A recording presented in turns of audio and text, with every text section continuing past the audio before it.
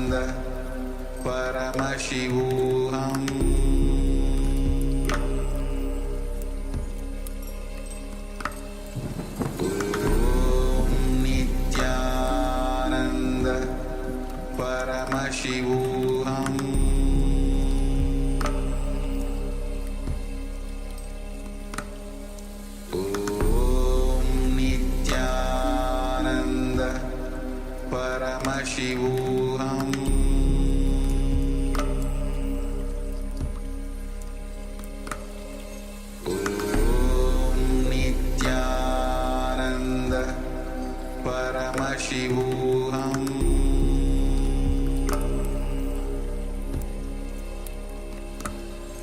Om Nityananda Paramashivoham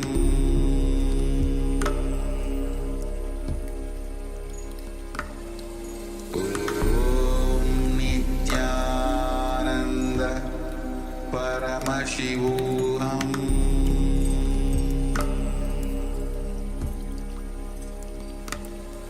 Om Nityananda Paramashivoham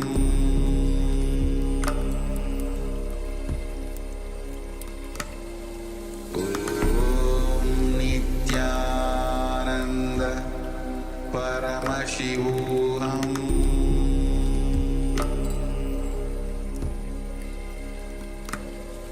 Om Nityananda Paramashivoham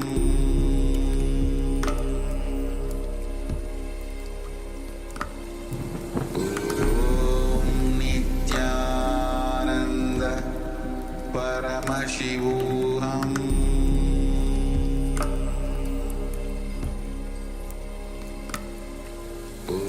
Om Nityananda Paramashivoham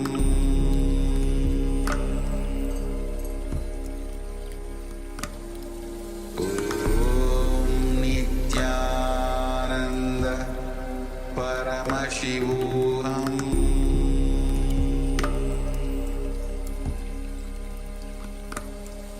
Om Nityananda Paramashivoham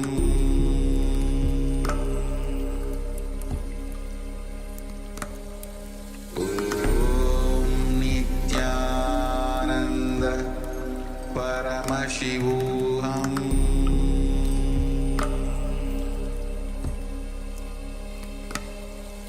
Om Nityananda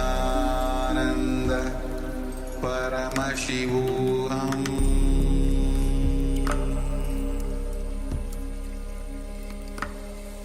Om Nityananda Paramashivoham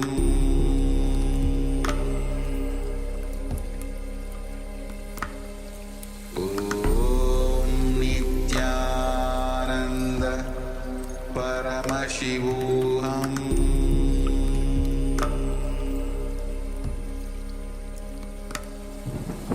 Om Nityananda Paramashivoham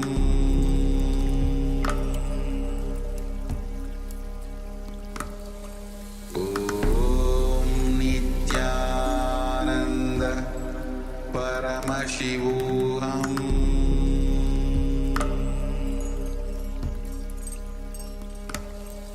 Om Nityananda Paramashivoham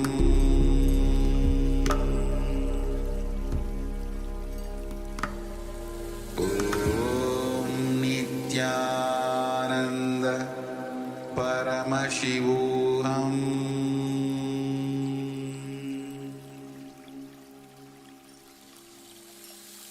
I bless you all. Let you all open all your three eyes.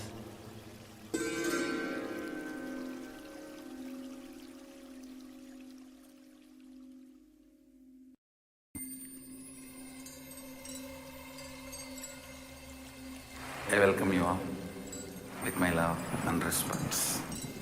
Let you all open all your three eyes. Om Nityananda Paramashivoham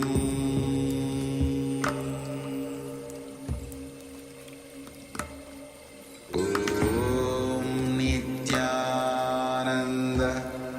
Paramashivoham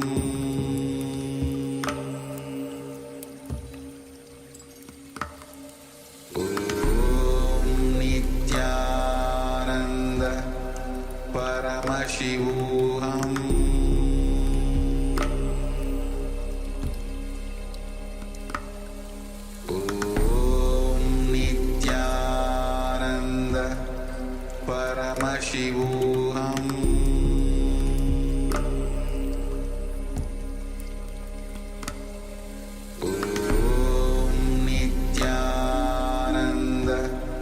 Paramashivoham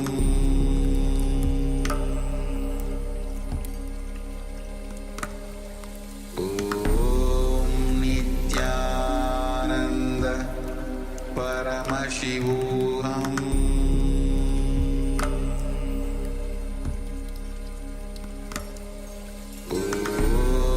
Nityananda Paramashivoham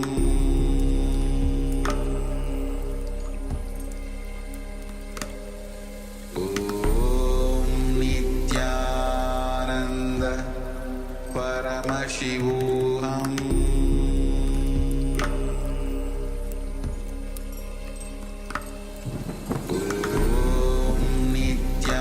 Nityananda Paramashivoham. Slowly, very slowly, remove your eye bands, open your eyes.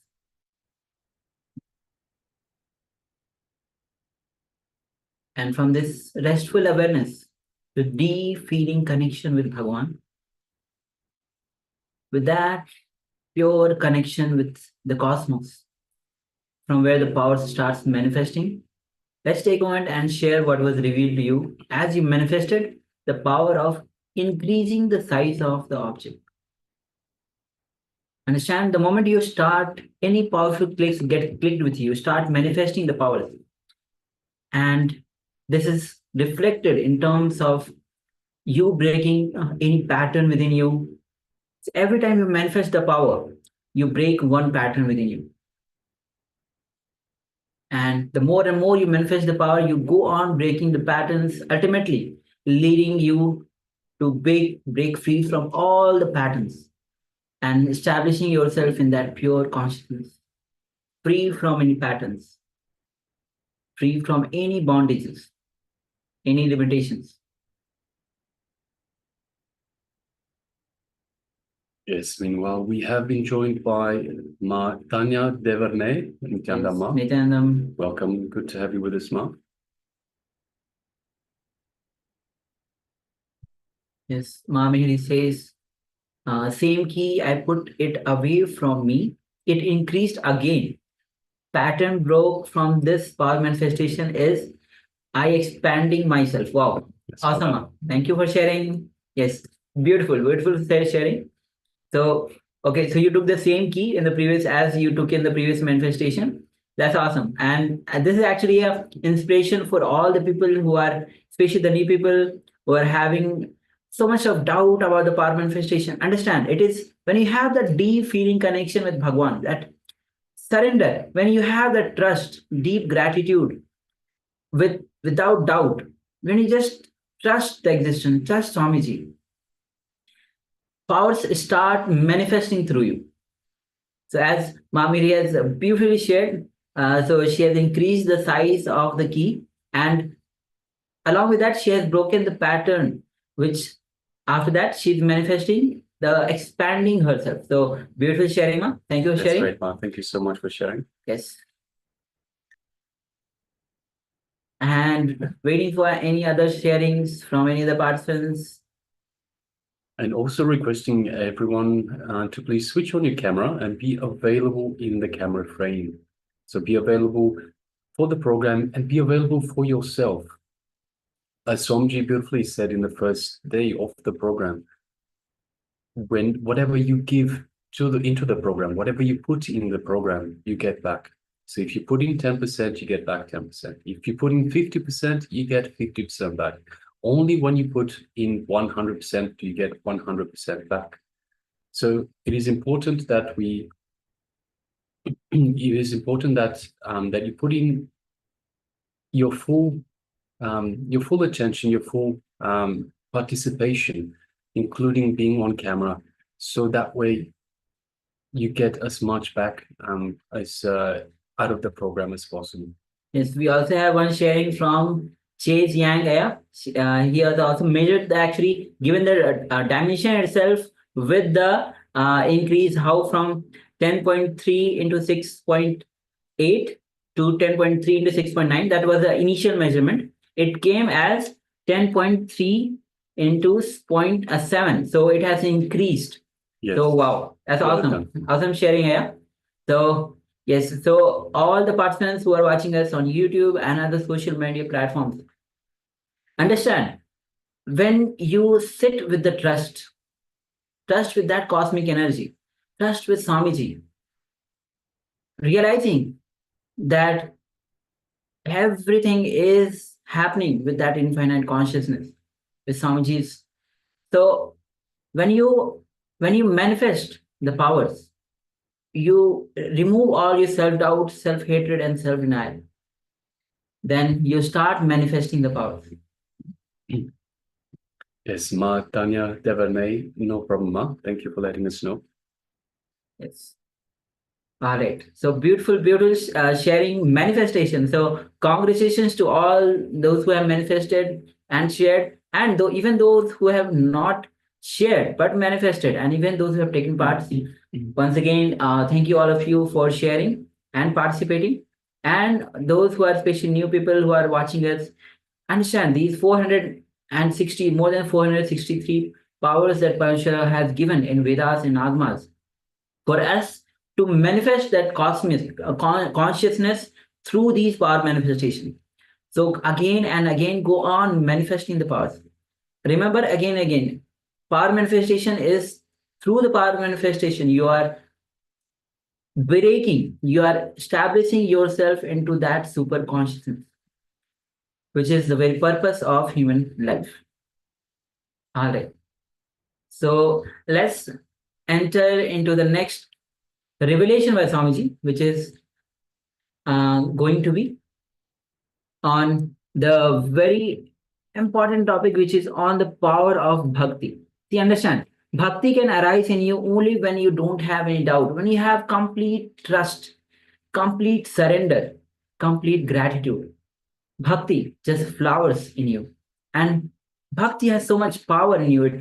They have been various, and if you look at the history, especially in the Hinduism, look at so many devotees, so many bhakts. Bhakti has happened in the Bharat, who have shown the power of bhakti.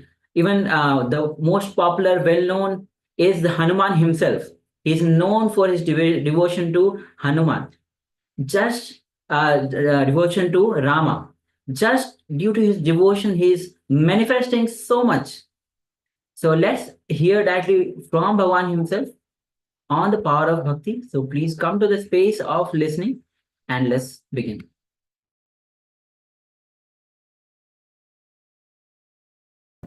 In Bhagavad Gita, 6th chapter, Dhyana Yoga, 7th verse.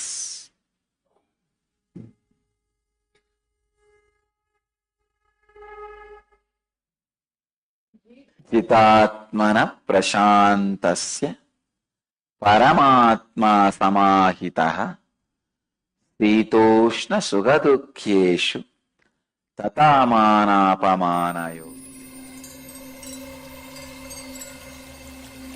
I welcome you all with my love and respects.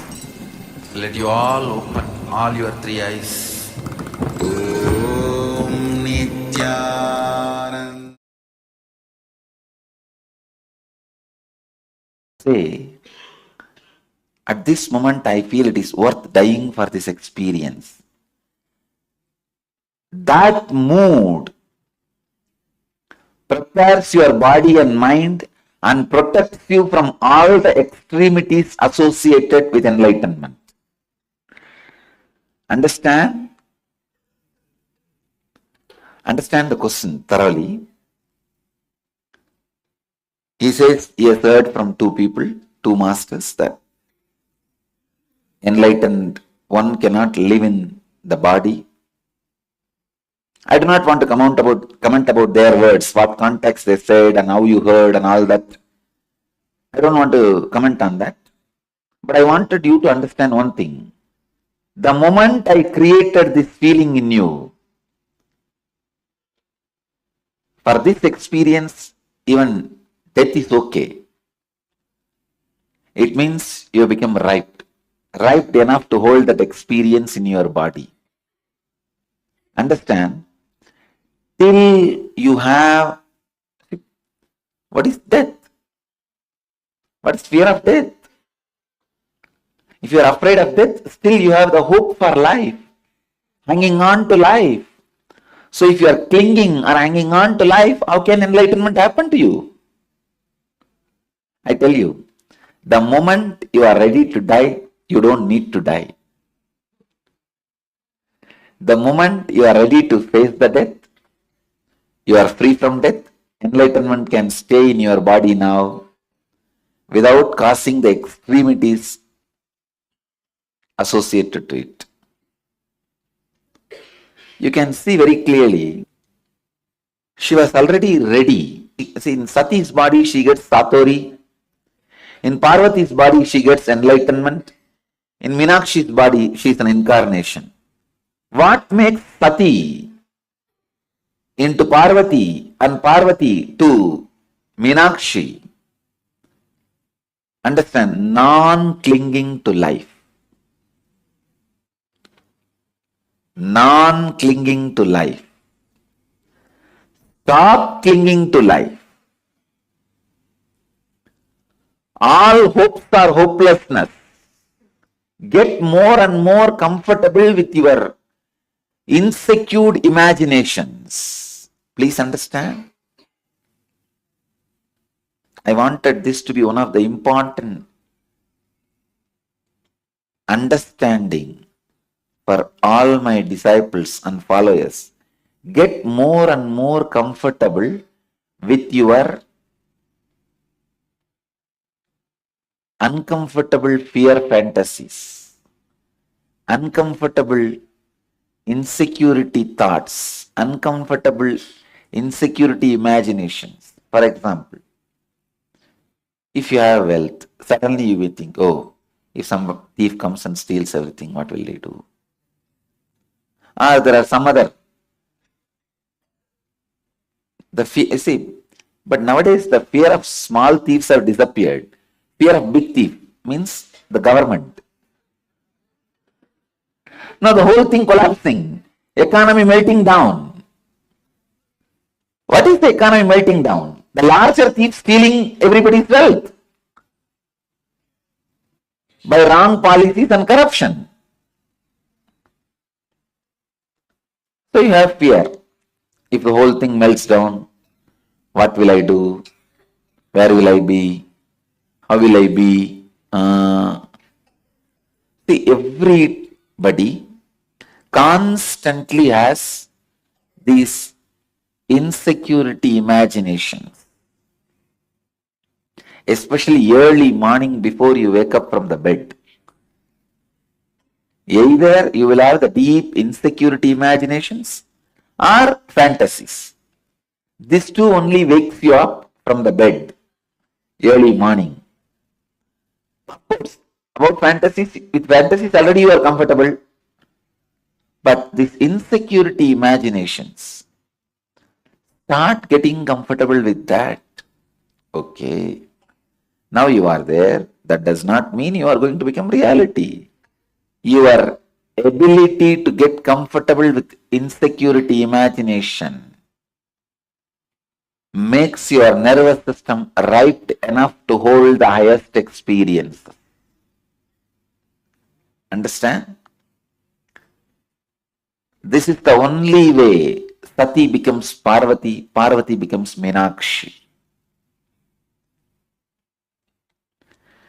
Your ability to handle very beautifully in one place in Shiva Sutras, Mahadeva says, living in utter insecurity is living enlightenment. Get comfortable with your insecurity imagination. Only the people whose nerves have become comfortable with the insecurity imaginations have achieved highest things on the planet Earth, whether it is in the outer world or in the inner world. People whose nervous system cannot handle the insecurity imaginations I tell you, when I declared a few days before a new understanding for our Sangha, you do whatever is your maximum capacity. I tell you, when Buddha gave sannyas to women, of course, I am not against giving sannyas to women. I am all for it. But Buddha knows human beings.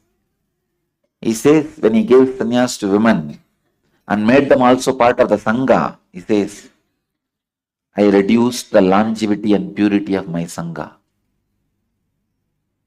Because after him, there will be too much of men exploiting women and women exploiting men. It's not that only men exploit women, women also exploit men. In both ways. I have seen. Oh, anyhow, it's like different ways, not just the guru-disciple relationship. In so many ways, it's men and women exploiting each other. He knows as long as he's in the body, that won't happen. The moment he leaves the body, it is going to happen. He says he reduced the purity and longevity of the Sangha. I tell you, when I said be honest to yourself, I felt exactly the same after I leave the body. Of course, as long as I am in the body, I will be going on inspiring you guys. And you will again and again, true to be your honest capability and true to your core, all that will continuously happen as long as I am in the body. After that, this law, this understanding, I know, is going to create people who are lazy, dull, dead, enemies to enlightenment. I don't know how people are going to handle those beings at that time. When I am in the body, we will handle. Still, I do not know how you guys are going to handle. Of course, none of you are going to be in the body. I am going to be living for quite a long time. I am saying the next generation, maybe your third generation only is going to be the last generation I will be seeing. Then next generation, your fourth generation only is going to be my successors. Because the moment I say be honest to yourself, be true to your capacity, you don't even know your capacity. You will completely get comfortable with your lifestyle. See, by the word, through the word productivity, I was constantly making you get comfortable with your insecure imaginations. You see, with the word productivity and with that scale, with that idea, constantly you are made to live in that, get comfortable with your insecurity imagination of, that is the ultimate insecurity. If I lose master, what will I do? That's the ultimate insecurity. But only when you get comfortable with those insecurity imaginations, your nerves become strong to hold the highest Kundalini awakening. When you say, okay, if at one day if I am kicked out, it is okay, but now I am going to imbibe whatever best and maximum I can. Only with this coming to terms with the reality, your nervous system becomes so strong and you imbibe completely maximum whatever you need to imbibe. When that insecurity never becomes part of your life, you are going to be standing in rain with a raincoat and umbrella. Not even a drop of rain is going to touch you. I am showering like a rain you stand with umbrella and raincoat, which is called security. The secured feeling and the secured thought trend. No. Swamiji already said, you be honest to your capacity. This thought trend is going to be more like a raincoat and umbrella. Now, I only have to inspire you continuously. Anyhow, I am opening up and presenting the whole philosophy in front of you. How this Rajendra Kumar describes, I feel it is worth dying for this experience.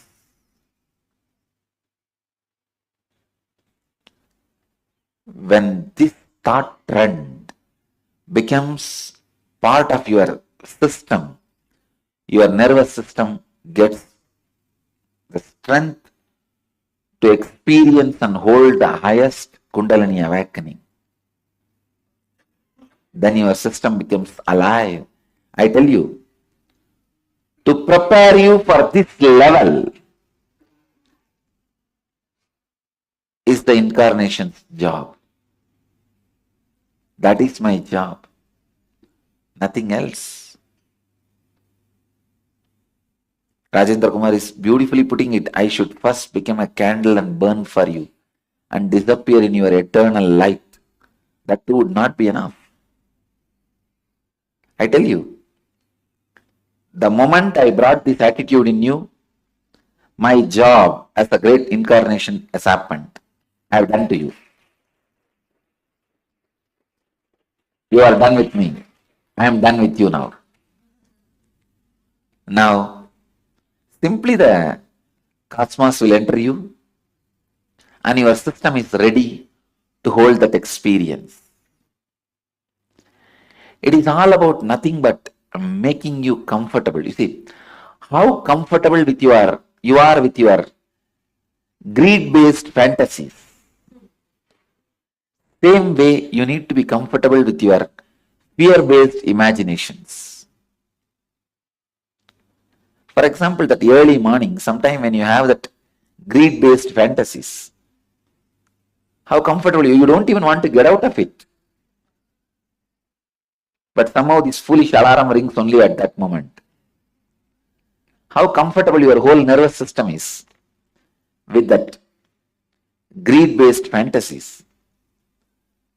To the same level, your nervous system should be comfortable and joyful, relaxed with your fear-based fantasies, fear-based insecurity thoughts. You say, oh, how can it be? You are saying nightmare and sweet dream should be same? Yes. Because both is from you. You are the source. Whether it is a sweet dream or a nightmare, you are the source. You are the creator. My whole job is making your nervous system comfortable with your nightmare also, the same way your sweet dreams are comfortable. How you are comfortable with your sweet dreams, to that same way I should make you comfortable with your nightmares. Then my job is done. Then your body is ready for the highest Kundalini experience. Then I have completed the job of carving a yogic body and Vedic mind. So Rajendra Kumar, depth of inspiration in you all means the ability to handle, to get comfortable with the insecurity. I myself should have gone through the whole thing in front of your eyes. I should say in 2012, some of the Asuras tried to invade the Biddi campus. I went through that. Only then you will stand. You will understand, yes, what he says is true. He did not have nervous breakdown. And he stood. His most insecurity imaginations have been a very comfortable flow in him. He was completely comfortable with the sweet dreams and nightmares, insecurity imaginations, and extraordinary expression of spiritual energy. The morning, somebody does Pada Puja saying, "Oh, embodiment of all gods and goddesses." In next few hours, somebody says he's a criminal and we are going to put him in prison. And you need a nervous system which is completely comfortable with both, which does not lead to nervous breakdown. Understand? Both can lead to nervous breakdown. It is not that only insecurity, even too much of respect. Suddenly, you see, in your house, the people who live around you suddenly starts respecting you like a god. What will happen to you? You will go crazy. In 2 days, you will go mad. You will become loose. You will say, no, no, no, no, no. I am ordinary. I am ordinary. Whether fear or greed, disrespect or respect, both can make you crazy. Your nervous system won't be able to handle. And if both are happening at a time,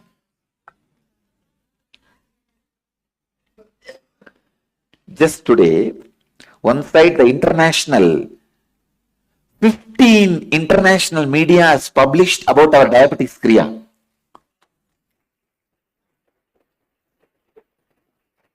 15 international magazines and 4 third-rate journals in Tamil Nadu have published articles putting so many nonsensical allegations on me. Both happening in same way, same time. You'll become mad.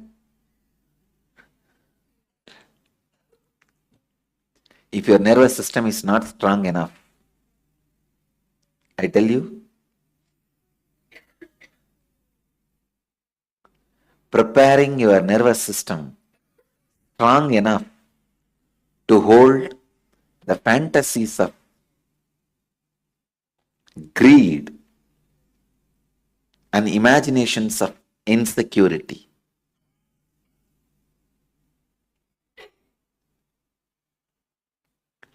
Early morning, if you are lying and imagining some sweet dreams, if this person lives with me, if I am with that person and that kind of house and car and bungalow, money, how I will. Whether you are drooling or shaking,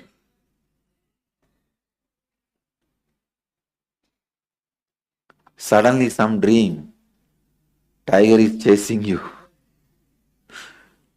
and a huge python is trying to swallow you, or you lost all the money in your share market, your net worth has melted down. I tell you, the real your net worth, which can never melt down, is inner awakening. Your any other net worth will melt down. That is why I tell you, have some asset which will not melt down. Your capability. See, it is not that easy. You can hide and cover up your fears and insecurity and live your life. Your stomach will get churned. You will have diarrhea. This time in the prison, the jailer was the head of the jail. He became very friendly with me. He was a devoted person. I have never seen a jailer falling at the feet of an accused. The moment I was taken inside the jail, the first thing he looked around, and when there was no media camera, he fell flat at my feet. I was shocked. Oh God, what is going on? I blessed him, be blissful. And he was not even getting up. He said, put your hand on my head and bless Swamiji, only then I'll get up. I blessed him. He says, I was so happy the moment they said they are bringing you here. I said, what do you think?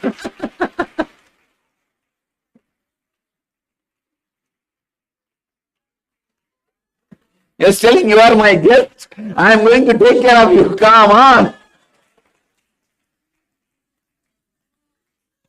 Then he told me, I read all your books. I have seen your YouTube discourses. I always wanted to come and see you in the ashram. You came here to grace me. I said, okay. I don't want any more jailers praying for my darshan.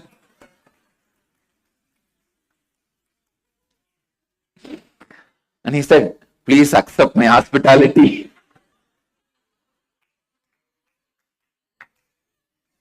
But the guy was really nice.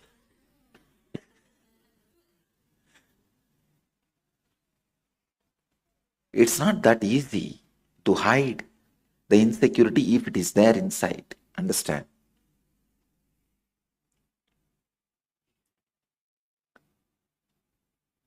Some of the media, they questioned me in a press meet. Are you trying to hide your insecurity by constantly smiling? I told them, why don't you try? Why don't you try? Try to hide your insecurity by constantly smiling. Let me see how much you are successful. You need a special nervous system through which the current of insecurity and the current of future possibility both can flow.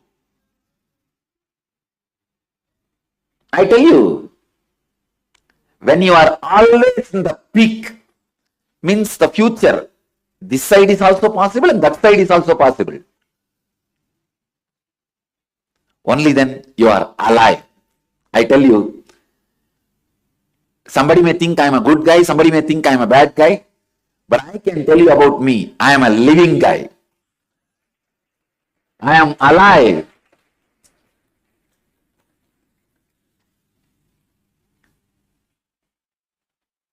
The extreme good, what can happen?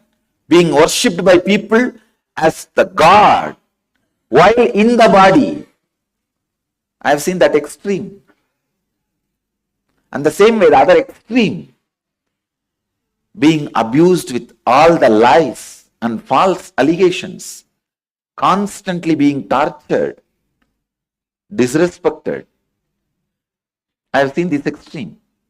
And both waves could not make any pattern in my nervous system.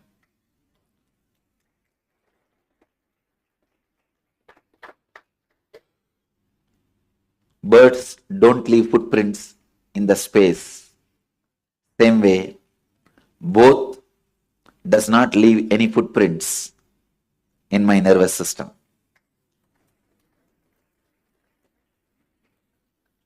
Only buffaloes leave strong footprint in the mud. If your inner space, your nervous system is more like a mud, only buffaloes walk in that and leave a strong footprint. You can see in the mud, when the buffaloes leave, footprints are formed, and then when it dries in the sun, it is frozen. Sorry, it's dried. It becomes permanent.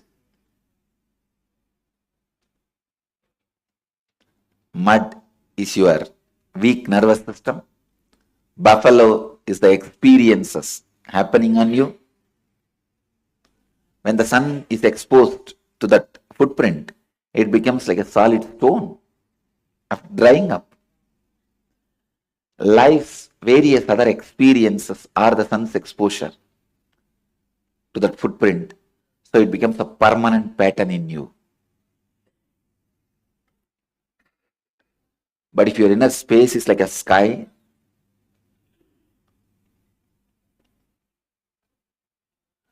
all the experiences of the extremities, either the experience of fear or the experience of greed, flows in you, flies in you like a bird.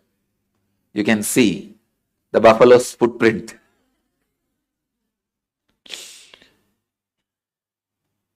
If you are a mud, you carry only this. If your inner space is like a air, ether,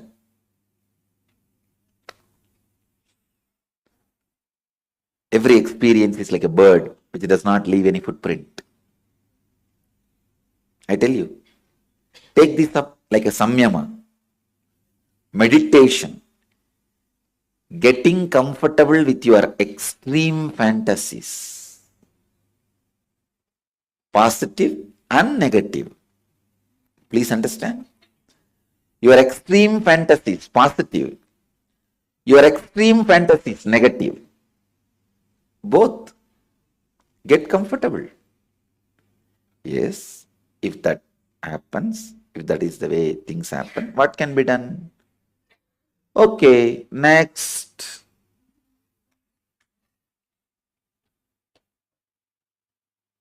Next. That's it.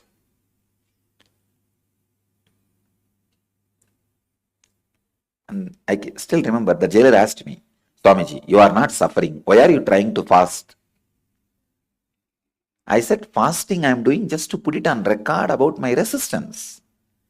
That what they are doing is illegal. The international media is watching. And the history is going to record. Not only I am arrested, how I responded to the arrest. Not only I was persecuted, how I responded to my persecution. So I need to put it on record. I need to create the right history.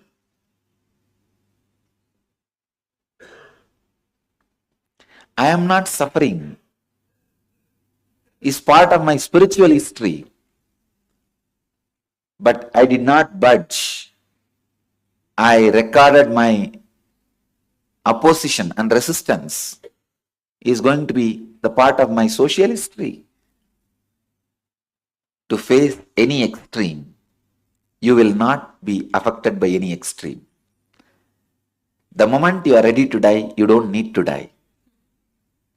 But as long as you are not ready to die, death is waiting for you.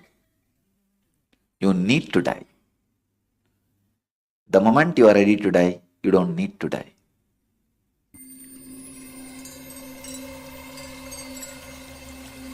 I welcome you all with my love and respects. Let you all open all your three eyes. Om Nityananda Paramashivoham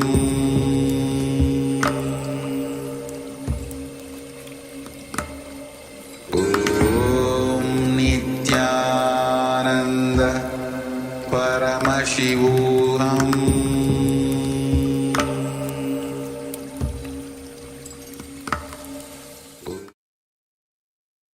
Yes. The moment you are ready, you don't need to die. So when you are ready to die, you will not die. And when you are comfortable with the insecure feeling, more and more when you get comfortable with the insecure feeling, because every insecurity you feel that you're dying. So when you get comfortable with every insecurity, you establish yourself in that pure space of where there's no death. All right, so let's enter into the internalization exercise. Internalization exercise is where you internalize the powerful truths in your life. Yes, just before we do so, we also welcome Ma Gitanjali. Nityananda Ma, welcome. Yes, Nityananda Ma. Good to have you with us, Ma. So yes, let us move on to the internalization exercise. So we saw on what prevents bhakti? What prevents devotion, our feeling connection to the Master, to the divine? Swamiji says beautifully, whatever you are devoted to, you become that. This is the message of harness the power of feeling connection. So bhakti doesn't translate word for word in English. Bhakti is feeling connection, it is devotion. When we take a few moments, let's take a few moments and write down what it is that you are devoted to. So part of this internalization exercise, find out, let's have a look, which 11 powerful cognitions inspire your life. So write down 11 powerful cognitions which inspire your life and empower your feeling connection with Swamiji, the Supreme Pontiff of Hinduism. So requesting everyone, please let us gather a pen and paper. Take a few moments and write down what you are devoted to, which 11 powerful cognitions inspire your life. I'll project a slide for you, so you don't have to remember what the exercise is. You will be seeing it on your device. But which 11 powerful cognitions inspire your life and empower your feeling connection with Swamiji? So again, we're talking about bhakti, we're talking about the feeling connection, about devotion to the Master, about surrendering to the Master, to the higher power, to Paramashiva himself, the Supreme Superconsciousness. So if you just take one moment to project the slide as well.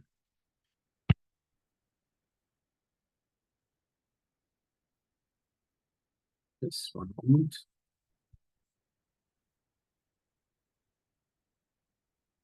Yes. So we have the slides. We have the slide. So gather a pen and paper and let's take a few minutes and write down 11 powerful cognitions which inspire your life and empower your feeling connection with Swamiji, with the Supreme Pontiff of Hinduism, with the Master. So let us begin.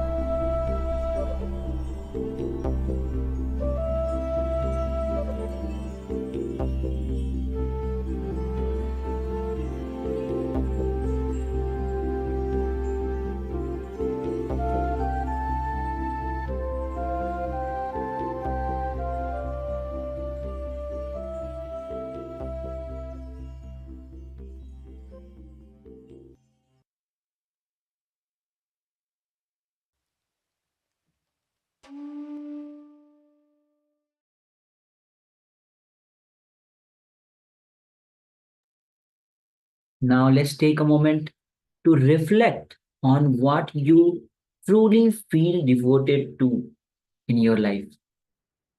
Consider the people, principles, or practices that inspire your passion and commitment.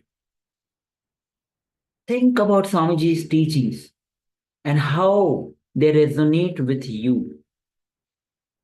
Ask yourself, what values or teachings from Swamiji do I feel most connected to?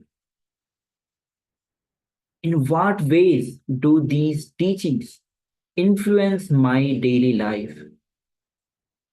So let's take a few moments and reflect on what you truly feel devoted to in your life. Let's continue.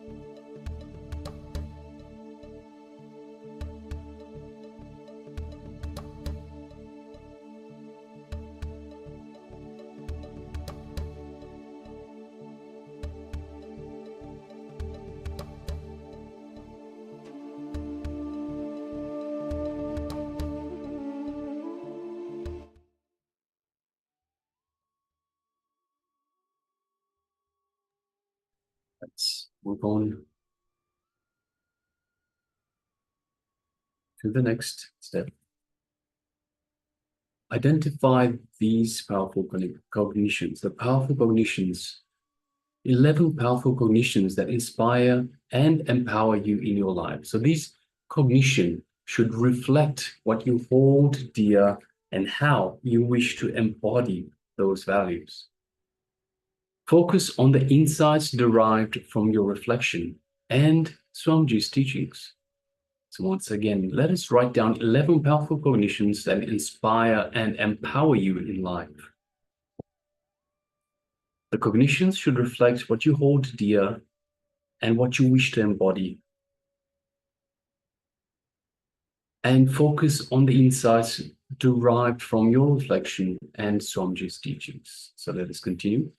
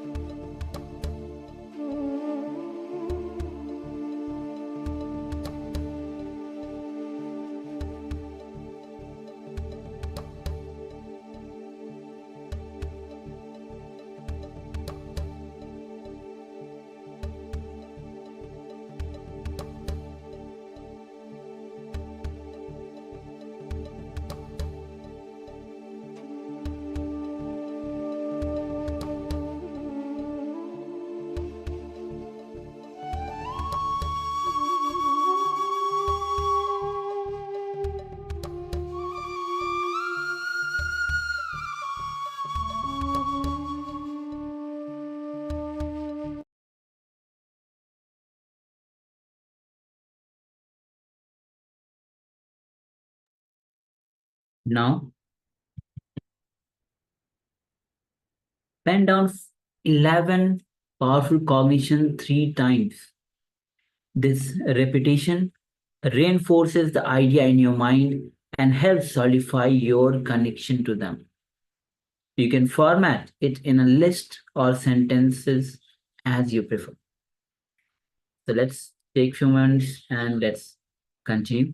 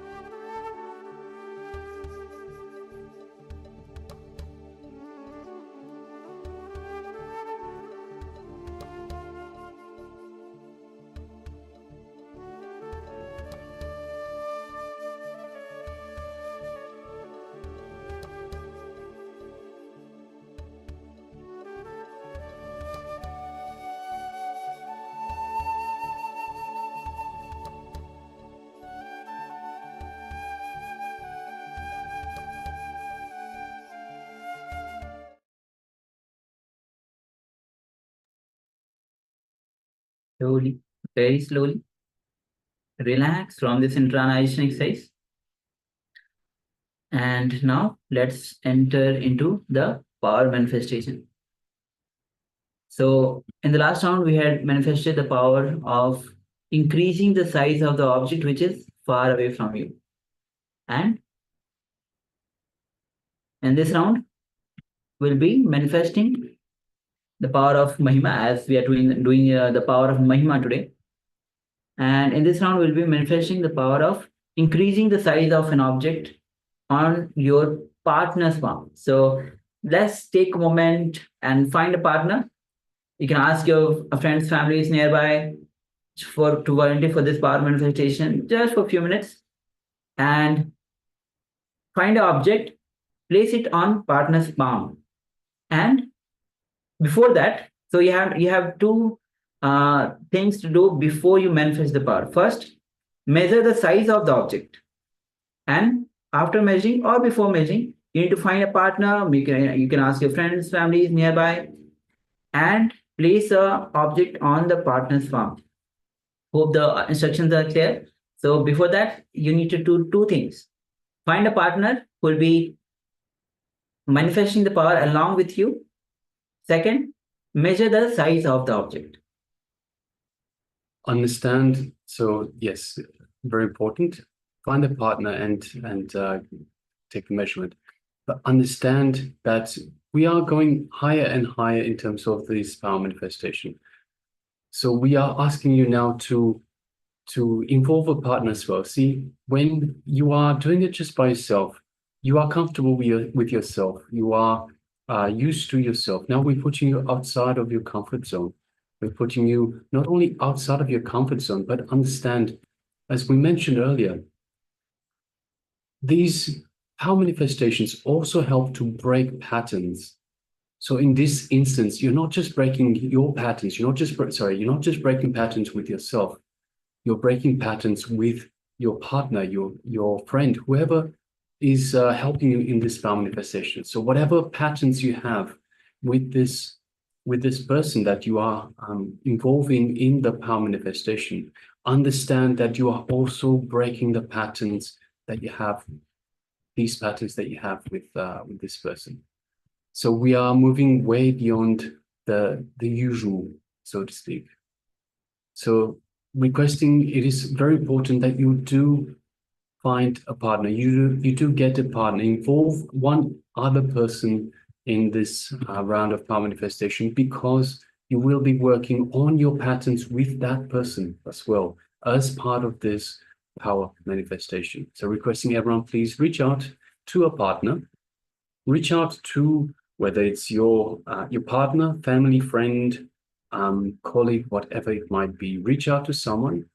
If it's really not possible, so it might be very late for some of you, and it's not possible to call out to people, to involve people. Maybe everyone's going to sleep. That's fine. But if it is possible, please do reach out, because it is so important. So once again, we are moving higher and higher, putting you out of comfort zone.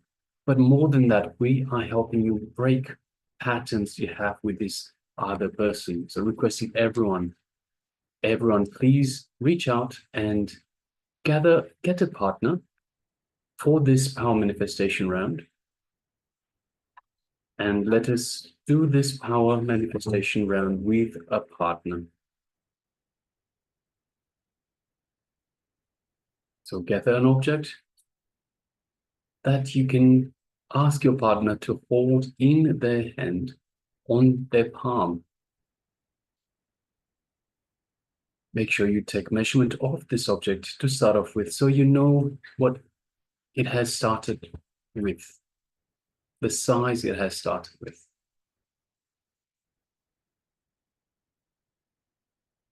Of course, you can use the same object you have used up till now. If you wish to further increase it further, not a problem.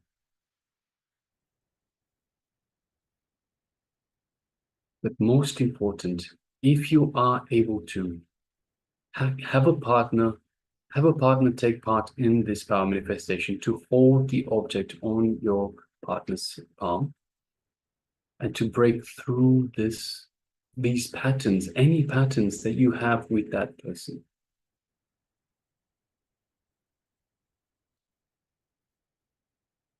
So understand, unless we are enlightened, we have patterns. We have patterns with everyone, absolutely everyone. Any relationship that we have is built on pattern upon pattern. Everything is so predictable according to the patterns that we have. We expose one pattern, they respond with another pattern, and so forth. It becomes so predictable. That is why you always know, when you have a partner, for example, you always know whatever it is you say, you will know straight away what their response will be. Because you say something from a pattern, they respond from their pattern. And so on, so forth. It goes on and on. So by practicing power manifestation on your partner's hand, your partner's palm, involving them, you also work on breaking your patterns with your partner. All right, so once you have a partner, once you have also gathered an object which you wish to increase in size and placed it on your partner's palm or ask them to hold in their palm, let us get ready for this round of power manifestation, the power of Mahima, increasing objects, is done in your partner's palm. Let us sit comfortably with the head, neck, and spine in a straight line. You may close your eyes. And let us once again bring our awareness to our inner space, our Ananda Gandha. And let us visualize Swamiji in our inner space. Now, any thoughts, any emotions, any panic that might come up in terms of power manifestation on your partner's palm, let us unclutch from these. So any emotion that comes up, any worry, any tension that comes up, any judgment, any self-doubt, any fear, just unclutch from it. Again and again, unclutch. We have gone through unclutching a couple of days ago. Unclutching, we just simply become the witness. Just the way the emotion, the worry, the fear comes up, just become the witness. Observe it, bring awareness to it. You know that it's coming up. You can feel that it's coming up. But don't get involved in it. Don't entertain the emotion, the feeling, the fear, the worry, whatever it might be. Do not entertain it. Just become the witness. Yes, there's some apprehension coming up. Just observe, let it go back down. There is judgment coming up. Let it go back down. Don't get involved in it. There is worry coming up. Let it go back down. Don't get involved. Just become the witness. Again and again, unclutch. Become the witness. Unclutch. Become the witness until you come to a space of restful awareness. So let us practice this again and again. Every time something comes up, just unclutch. Come back to the space of restful awareness. You don't feel any challenges. You don't feel anything stopping you from manifesting this power. Unclutch again and again. Unclutch again and again. Coming back to the space of restful awareness.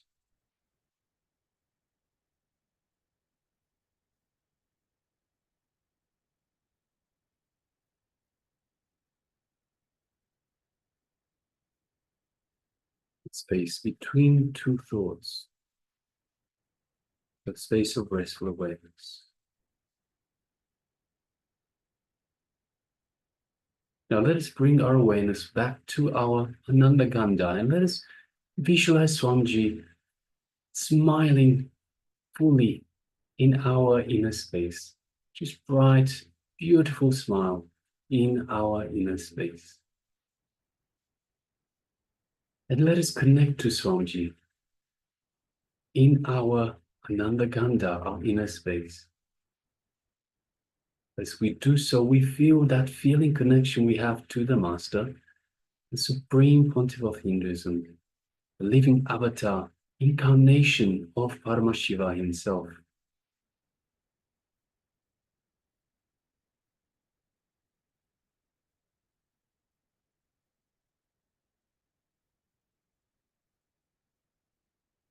Feel that space of oneness with Swamiji in your inner space.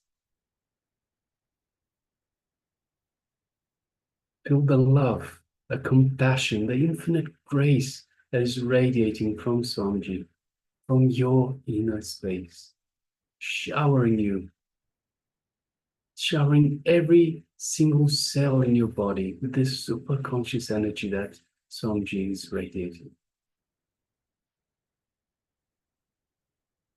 Once again, feel that space of oneness with Swamiji.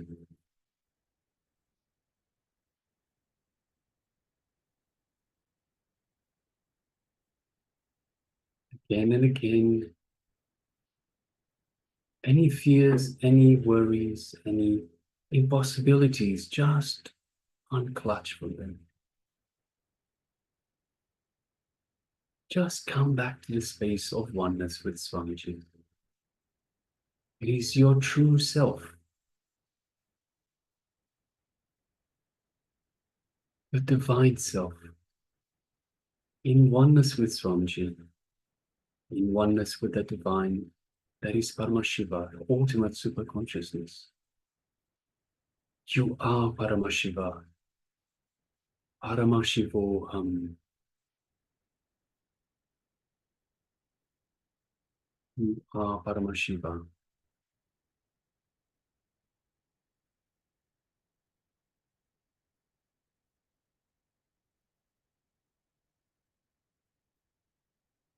Now, from this space of oneness, let us bring our awareness to our third eye, just between the eyebrows. And let us gently look through our third eye into Swamiji's third eye. So let us visualize Swamiji in front of us, in our third eye, and let us gently gaze through our third eye into Swamiji's third eye.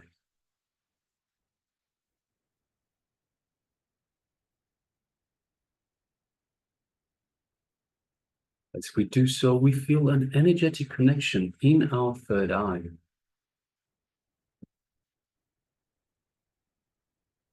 We feel a light build-up of energy in our third eye. Swamiji is awakening and energizing our third eye. So let us just take a moment and feel all of that in our third eye. So gaze is focused on our third eye.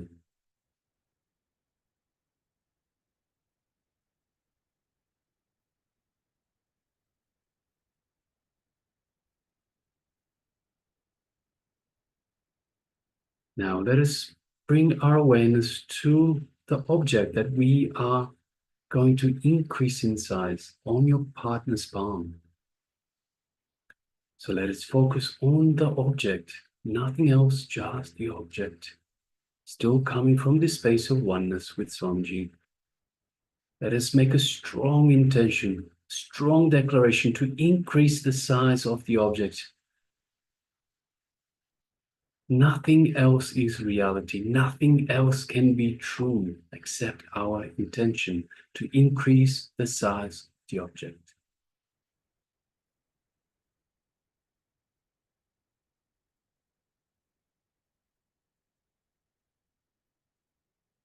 Now let us start chanting the Mahavakya to further connect to Swamiji. Let's begin. Om Nityananda Paramashivoham. Om Nityananda Paramashivoham. Om Nityananda Paramashivoham. Let's continue to chant the Mahavakya.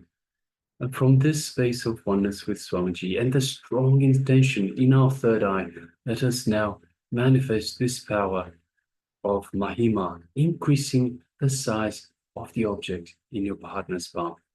Let's begin.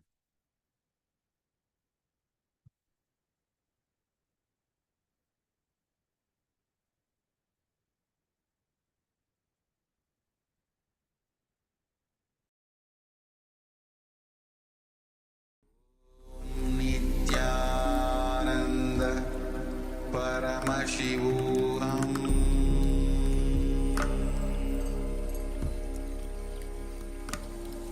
Om Nityananda Paramashivoham.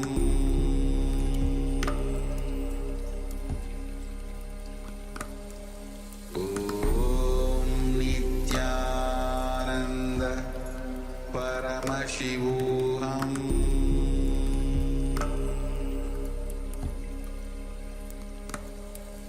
Om Nityananda Paramashivoham. Om Nityananda Paramashivoham.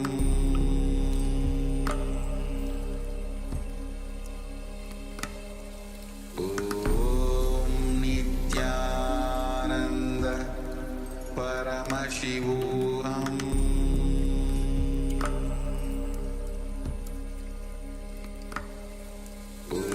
Om Nityananda Paramashivoham.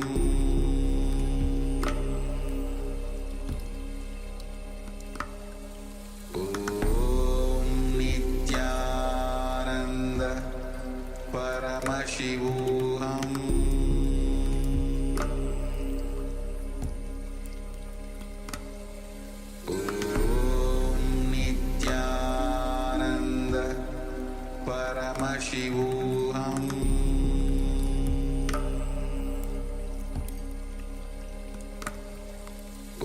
Om Nityananda Paramashivoham. Om Nityananda Paramashivoham.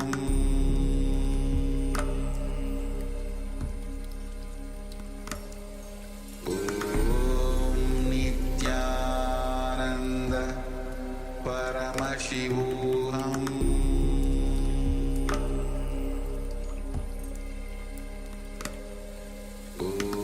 Om Nityananda Paramashivoham.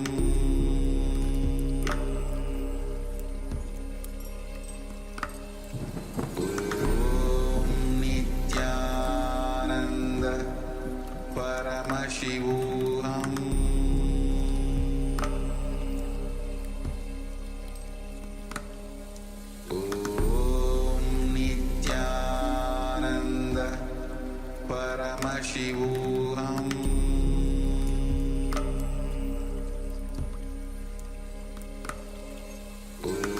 Om Nityananda Paramashivoham.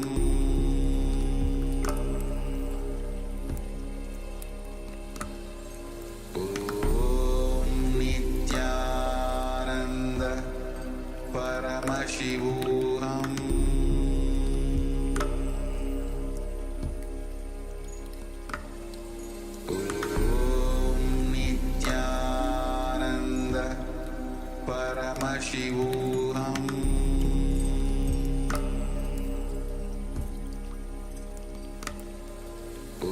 Om Nityananda Paramashivoham.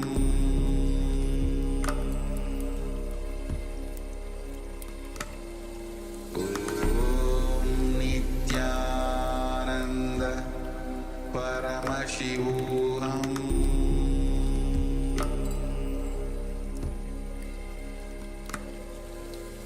Om Nityananda Paramashivoham.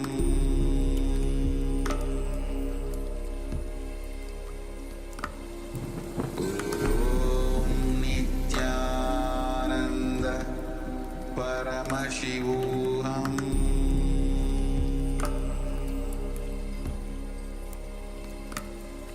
Om Nityananda Paramashivoham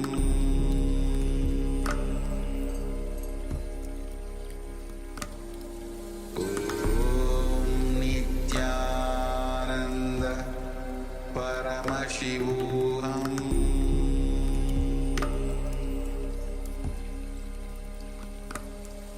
Om Nityananda Paramashivoham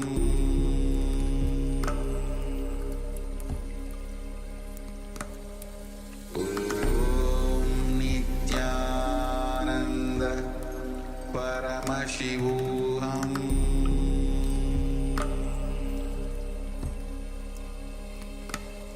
Om Nityananda Paramashivoham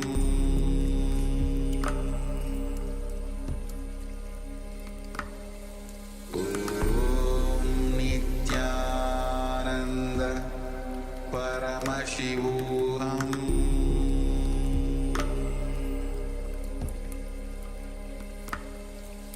Om Nityananda Paramashivoham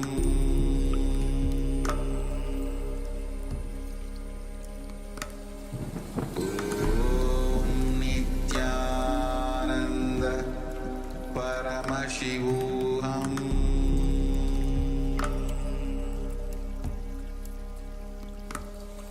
Om Nityananda Paramashivoham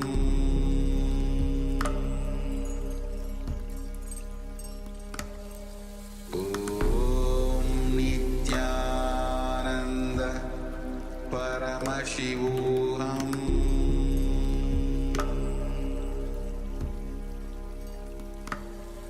Om Nityananda Paramashivoham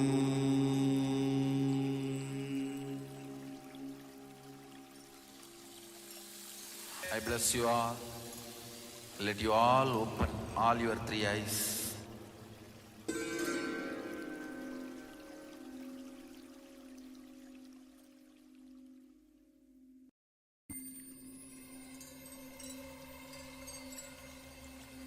I welcome you all with my love and respect.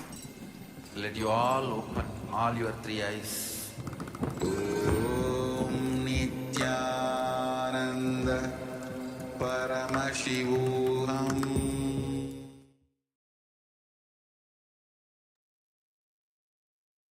Yes, you can relax now. Slowly open your eyes.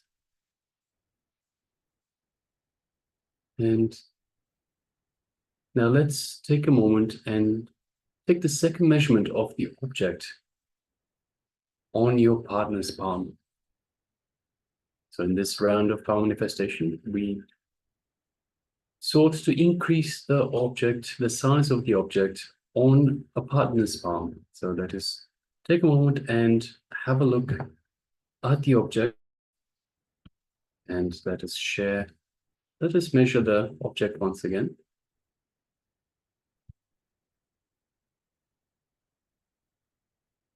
And take a moment and share with us any changes in the size of the object. So let's go ahead.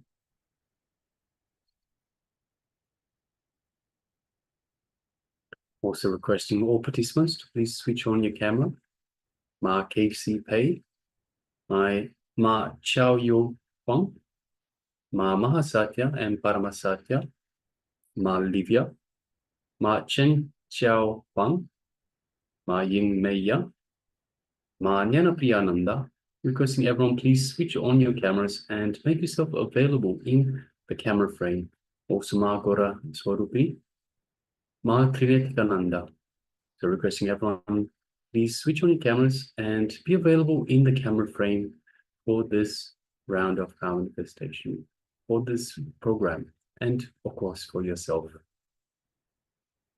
And take a moment to share with us how you went for this round of power manifestation. Did you manifest the increase in the size of the object?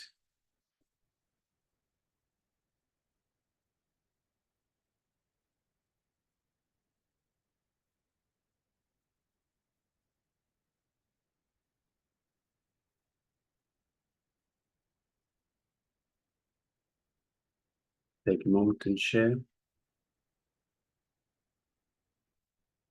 So take the measurement, the second measurement of the object on your partner's palm. If you didn't have a partner, if you couldn't get a partner for the power manifestation, then you could have also done it for yourself. And let us share the results of this power manifestation. Of course, the results are not the important thing here. It is our connection to the divine. So if you are yet to manifest, it's okay. It is okay. It is still part of the process. If you have manifested, take a moment and share with us. Let us know your successful manifestation.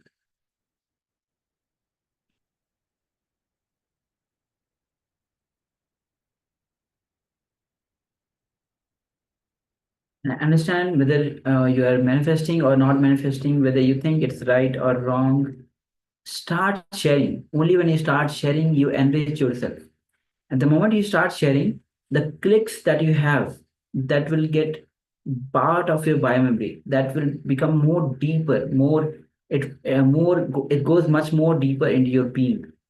And only when you start sharing, as Swami said, that only when you start sharing the clicks that you have, it will remain with you for a longer time.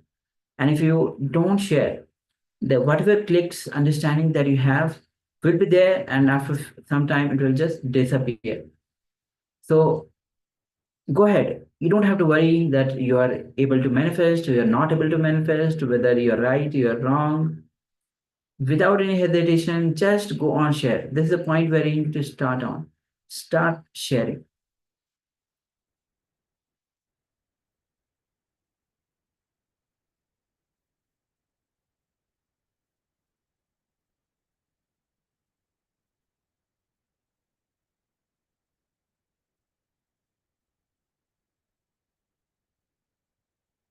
Also requesting all the participants on the YouTube, you can also start sharing, start communicating with us through the YouTube chat.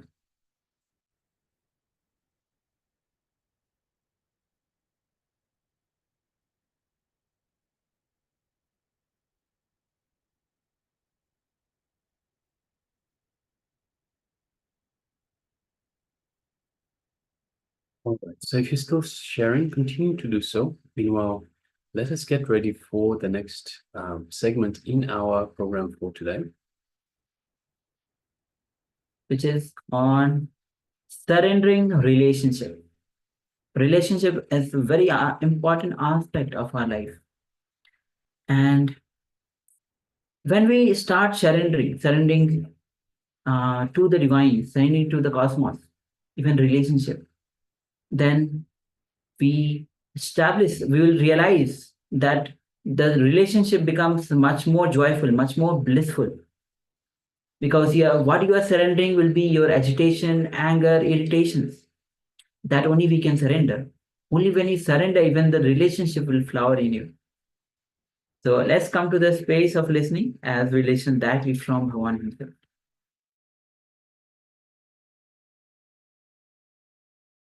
Here, first time Krishna is giving ultimate technique for quantum spirituality. He is the first quantum scientist in the inner world. He gives a technique for quantum spirituality. He says, relax and surrender. Suddenly, you will experience the intensity of your consciousness. You will understand you don't have to choose between horizontal line and vertical line. you can explode in all the 360 degree. You don't have to choose between this line and that line. You don't have to take choice. Please be very clear. Only when you experience the choicelessness. When I say choicelessness, I don't mean you will not choose anything. You will choose everything. You will have everything. When I say surrender, I do not mean the dead surrender. I have seen so many people saying, Swamiji, I surrendered everything to God. I surrendered everything to divine. I surrendered everything to existence. But you will see it will be only in the level of words, not in the level of reality, not in the level of existence. People make funny statements. Swamiji, I surrendered everything to God, but just please bless me so that I should have a good job. I should have a little more paying job. And so now I have this job, but if you can bless me to have a little better job, it will be really nice. Please be very clear. Our surrender is pseudo. Our surrender is pseudo. Before making any statement, be very clear about what you are speaking. Sometimes we make statements without even knowing the meaning. So many people, they will come and tell me, Swamiji, I surrendered everything to you. Please give me a little mental peace. I tell them, please come for one meditation program. No, 2 days I cannot afford. Just now they said they have surrendered everything to me, and they say, I cannot afford 2 days. Sometimes we make statements without knowing the situation or the reality. Small story. One journalist, a reporter, he saw a crowd gathered around an accident in the road. He tried his best to get in, to see. He is not able to. He suddenly started shouting, oh, my son is got in the accident. Please give me the way, give me the way. He started shouting. People all gave way. He just went near and saw one donkey was lying in front of a car. There was a donkey in front of the car. Please be very clear. Before making any statement, know the situation. Without knowing, when you make statement, you are the person who is going to suffer. With the surrender also, we make statements without knowing the truth. With the real surrender, you don't exclude anything, you include everything. You just experience the whole. You explode in all the directions. You just experience horizontal line and vertical line and something more, which you have never imagined. You will experience the different dimensions of your own being. When I say surrender, I don't mean you need to surrender to somebody. There is no need to surrender to somebody. There is no need to surrender to some other God, some other guru. Of course, God or guru is just a symbol. You don't have to surrender to that God or that guru. Just surrender to your own consciousness, your own inner space. But you never respect or trust your inner space. That is why in the initial level, you need God. You need guru. The other day, somebody was asking me, Swamiji, if I surrender to you, what should I do? I said, if you really surrender to me, you will not have that question, what should I do? You will be simply guided from within. You will be simply guided from within. People come and ask me, yes, Swamiji, I surrendered everything. Now what should I do? When you really surrender, you will not have this very question. The very question will not exist.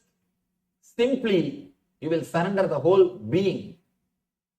When you are completely surrendered, you will see your intuition or the divine intelligence automatically guides you. As long as you have doubts, be very clear, you have not surrendered. You have not surrendered. Here, Krishna says beautifully about the surrender.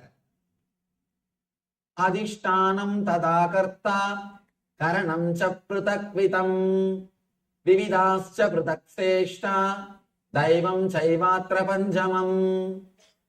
The place of action, the performer, the various senses, the many different kinds of endeavor, and ultimately the Paramatman.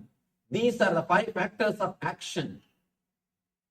Here he says the factors of action. And the next step, Tatraivam sadigartaram atmanam kevalam tuyaha pashyat krita buddhitvan sapashyadi durmati. Therefore, one who thinks himself the only doer, not considering the 5 factors, is certainly not very intelligent and cannot see things as they are. Now he gives the exact technology of surrender. In these 2 sloka, these 2 sloka can be called as stotra and shastra and sutra. Shastra means which shows you the goal. Stotra means which is out of devotion. Sutra means which gives you the technology. In these 2 sloka, he gives you the exact technology of surrender. Understand? Whatever you think as you is totality of so many things. And individually, everything is responsible for something. But suddenly you start thinking you are responsible for the whole thing. You are responsible for the whole thing. That is where the trouble starts. That is where the trouble starts. And he gives the technology how to experience the deeper levels of surrender. 3 levels of surrender exist. One is intellectual surrender, means trusting the master's intellect is much sharper, much more than your intellect, is intellectual surrender. Next, emotional surrender, surrendering the emotions, trusting that master's emotions or the way in which he guides is much more intelligent, that is best than my emotions. Third, surrendering the very senses, very cognition, the cognition which happens inside you, surrendering the root of the cognition itself. Here, surrendering the intellect is very easy because it continuously tortures you. After some years, you have suffered enough with the intellect. You somehow wanted to get rid of it. You just surrender. Surrendering intellect is very, very easy. Just if you see somebody who is more intelligent, clear than your thinking system, you just surrender. For example, if you go to a consultant, naturally you surrender intellectually. You surrender to his ideas. If you go to a lawyer, you surrender legally. You know in that field he is more sharp than you. So you surrender to lawyer in that field. When you go to some accountant, you surrender to him intellectually as far as the accounts concerned, because he knows much more than you in that field. Intellectual surrender is easy. Same way, if you see somebody who has got more knowledge in the spiritual field, intellectually, immediately your intellect surrenders. That's not a big thing. Surrendering intellectually happens very easily. Moreover, you just wanted to get rid of it. You are finding somebody, you are finding some dustbin where you can dump your intellect. So when you find somebody, you just relax from it. Next is emotional surrender. That happens when you feel deeply connected with the Master. When you feel deeply connected with the Master. When you start experiencing one or two things, little meditation, little bit of understanding, naturally the emotional surrender starts happening. You start respecting his emotions much more than your emotions. Master's emotions means whatever he tries to guide you, whatever way he wants you to live, you start giving importance to that more than what you think as life. Slowly, slowly, he becomes the center of your life. Almost like you start respecting him more than all other emotional attachments. The priority is slowly changing. You start thinking in your emotion, in your emotional level, Master comes as a number one priority. This is what I call emotional surrender. In the emotional level, you feel connected. Next, a deep level, of course, it's a spiritual technique. Because you all heard enough of these intellectual things, these 17 days, I think now you should understand the deeper levels of techniques. Surrender of senses means even your senses will listen to what he says. One disciple asked the Rishi, Vedic Rishi, why should I surrender? What is the need? Master asks, as far as you understand as you, how do you know you? He says, through my senses. According to your senses, who are you? I am this body and mind. Master says, according to your senses, you are body and mind. But according to me, you are God. Only when you surrender your senses, only when your senses starts listening to what I say, you will see the truth of what I am explaining. According to you, according to your senses, you are body and mind. But according to me, you are God. When you surrender your senses, when you believe me more than your senses, you will experience you are God. He says, the moment you believe me more than your senses, you will understand the meaning of Tattvamasi. Master again and again represents the ideal of you are God. Please understand, again I tell you, I am not here to prove I am God, I am here to prove you are God. Again and again, he stands for the ideal of you are infinite. There are so many dimensions in your being which you have not explored, which you have not experienced. Again and again, he is showing so many dimensions of your being to yourself. He is showing so many dimensions of your being to yourself. Master stands for your multidimensional being.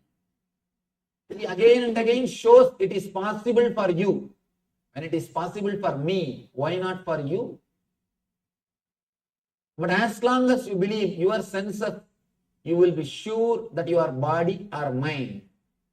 Only when you trust Master more than your senses, you will understand Master's words are true than your senses. Then you will experience the truth of Master's words. Then when Master says you are God, suddenly you will realize, yes, that is truth. All these days, my body and mind, my senses are telling, I am body and mind. As long as you believe your senses, you will believe only their ideas. The moment you start believing the Master more than your senses, you will realize the truth which Master explains. Two persons are speaking from two stages. One side your senses, they are saying you are body, you are mind. The other side master is sitting, he is saying you are God and you are divine. You have so many dimensions of your being. Enjoy everything, experience everything. If you are sitting there and listening, you cannot listen this. Only when you believe this, the words of the masters, more than the words of the senses, you will be able to experience the truth that you are God. You are ultimate. You are material and spiritual both together and something more. Let me tell you a small incident in Krishna's life. After the Gita, Krishna and Arjuna, both of them are going somewhere. After the war, everything is over. Maybe for a picnic, outing. Suddenly Krishna says, Arjuna, see that white color crows. Arjuna says, yes, beautiful white crows. After 2 minutes, Krishna says, no, they are black crows only. Arjuna says, yes, Krishna, they are black crows only. Suddenly Krishna asks, fool, what happened to you? When I say white, you say white. When I say black, you say black. What happened to you? What happened to your senses? Arjuna says, Krishna, I do not know what happened to my senses. But one thing is sure, when you said it is white, I saw them as white. When you said they are black, I saw them as black. I do not know what happened to my senses. I do not know what happened to me. One thing is sure, the crow is not going to give me life. You are my life. I do not know logically whether the crow is white or black. But I saw as you directed. When you said it is white, I saw it as white. When you said it is black, I saw that as black. In the inner world, the first and last tool which you need is complete surrender. Complete surrender. Only then you can wake up to the truth. You can wake up to the truth. Then Krishna says, you are right. Because you started trusting me more than your senses. If Arjuna is trusting his senses, at the most, he would have been a good warrior, good king. But because he trusted Krishna more than his senses, he has become enlightened. Krishna says, if you trusted your senses, you would have at the most had good eyes. You would have seen the black crow as black crow and white crow as white crow. That's not a big deal. We are all seeing that way only. And that's not a big deal. Because you trusted me more than your senses, you have become enlightened. You are liberated. And he has experienced the truth of Krishna. Understand? The truth of Krishna consciousness is experienced by surrendering the senses. Not just by intellect, not just by emotion, but by surrendering the very root of intellect and emotion, the senses, which supplies the data. The source of the data itself is surrendered. You receive all the information about you through senses. Please understand, you do not know about you. You respect yourself only by the data which you collected through the senses. If somebody says you are beautiful, you enter, you put the entry in your book. I am beautiful by so and so. If somebody says you are intelligent, then you put that entry. I am intelligent by so and so. If somebody says you are tall, dark and handsome, you put that tall, dark and handsome by so and so. If somebody says you are dumb, then you put I am dumb by so and so. At the end of the day, you put all the things together and see the report, survey. You just see the survey report. Then you come to the conclusion, 72% of the people say, I am intelligent. And next, 20% they say, I am dumb. There are few remaining people who don't want to say any words, who is not interested in any opinion. So understand whether you remember, whether you understand this way or that way. The end of the day, you see the survey report and you decide the gist of the report is you. When 70% people say, I think 70% may not be fools, I must be intelligent. You come to the conclusion about you only by others' opinions. Whole day you are in signature campaign. Continuously you are taking survey. You go around, please tell me something about me. Please tell something about me. You are continuously doing the signature campaign. Here Krishna says, surrender the very senses which gives you an idea about what you are. When you surrender the very root which gives you an idea about who you are, you will naturally experience you are neither body nor mind as you are suggested or advised, made to believe by the society. As long as you believe the senses, you will be believing your body and mind. Only when you believe the Master's words, when you trust the Master's words more than your senses, you realize the truth that you are divine. One side, all your senses are sitting and telling you you are body and mind. The other side, Master is telling you you are divine and you are in bliss. You are consciousness beyond body and mind. Now it is up to us what we are going to choose. If you believe the senses, you can't believe the Master. If you believe the Master, you can't believe the senses. Whether you are surrendered to your senses or surrendered to the Master will be decided based on your way of life. It is up to you to surrender to the Master or surrender to the senses. Here Krishna says, only when you understand all three levels of surrender, surrendering in the level of intellect, surrendering in the level of emotions, surrendering in the level of senses, only when you experience all three, the ultimate experience of surrender happens to you. I tell you, the very surrender itself is enlightenment. Don't think after surrender enlightenment will be issued to you. No. Don't think you will surrender, then you will get a paycheck through courier. Enlightened, you are enlightened. No. The very surrender, that very moment you experience the truth. You experience the truth. Understand? We usually play with the words. Again and again, we play with the words. Whenever you play with the words, at least let you be aware you are playing with the words. I have seen people going and telling, Swamiji, I surrendered to Krishna my whole life. I surrendered to Venkateshwara.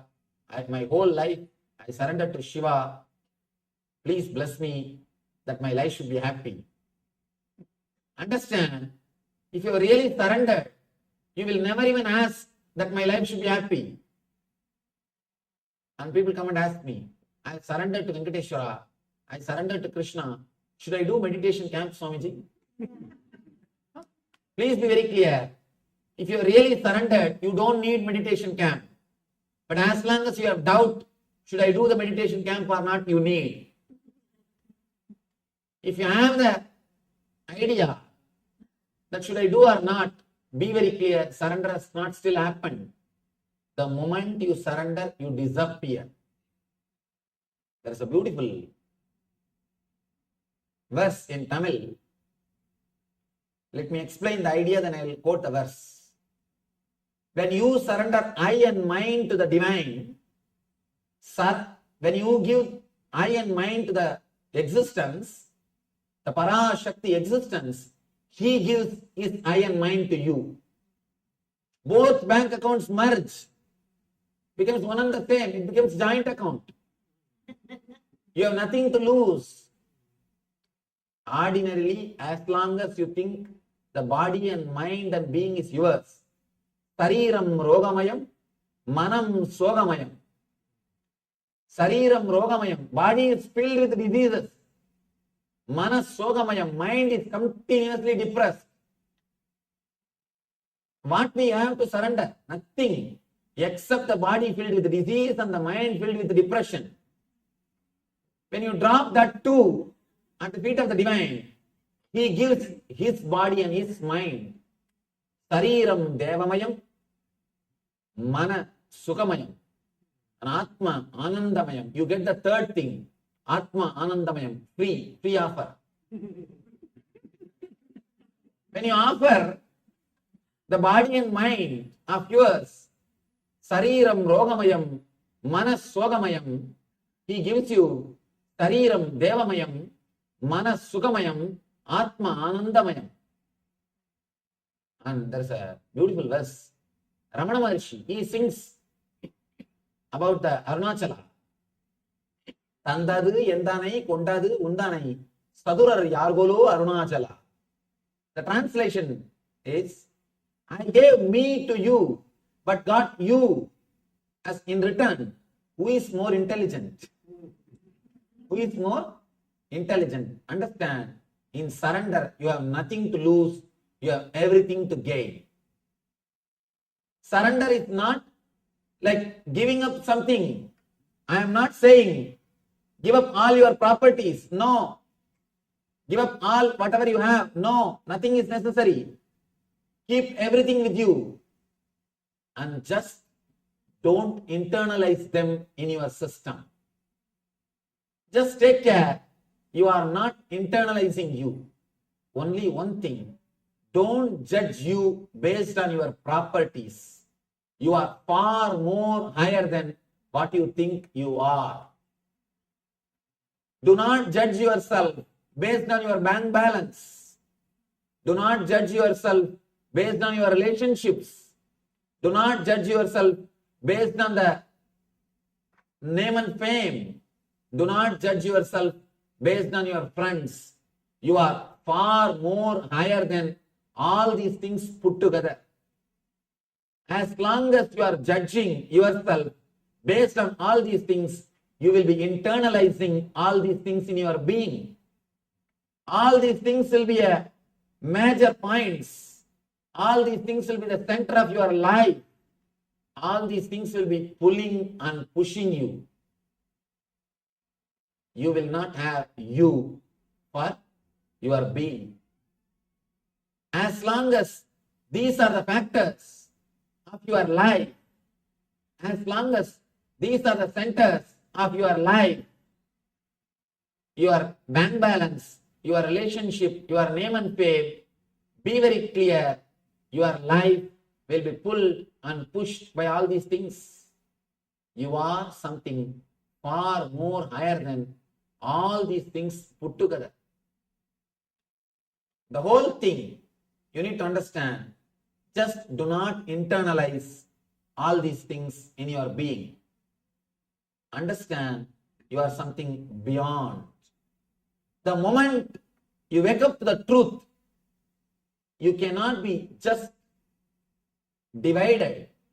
You cannot be just put into one frame based on all these ideas of your balance, your bank balance, your relationship, your attitudes, your name and fame.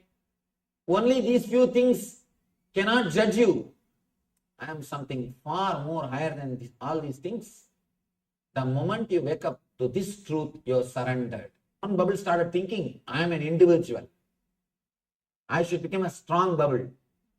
Within that few seconds, it started thinking.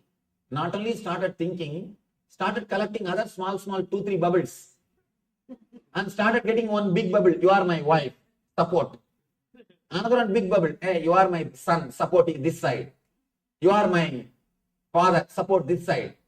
It started collecting some 10, 12 bubbles and tried to save himself, tried to protect himself, and got 2, 3 sand pieces or the small piece of sand from the beach. And he started telling, these are all my properties. These are all my treasures. This is my bank balance. This is my relationship. Let me protect all of them. He tried to create a fence to protect his treasures and his relationships. How long he can play this game? For 2, 3 more seconds before he even finishes his game, simply will disappear into the ocean. When he was created, or when he existed, when he has disappeared, all the 3 moments, he is not away from the ocean. Even though he claims himself being away from the ocean, even though he thinks he is an individual, even though he says, I have all this bank balance, I have all this relationship, I have so many people around me, I have so many things around me. Understand, the whole thing will disappear in 1 second into the ocean back. Same way, in this universal consciousness, you just exist, or you think you exist as an individual being for a few seconds. In that few seconds, you catch somebody as father, mother, son, brother, and you catch all of them, and you feel safe, and you catch little bank balance, and you feel secure. And in the end, because of all these things, from all their opinions, you collect an idea about you, and you think you are that bevel. You play the game, suddenly the whole thing disappears. Please understand, before your game started, while you are playing the game, and after you end the game, whether you understand or not, realize it or not, experience or not, you are God. You belong to ocean. You are existence.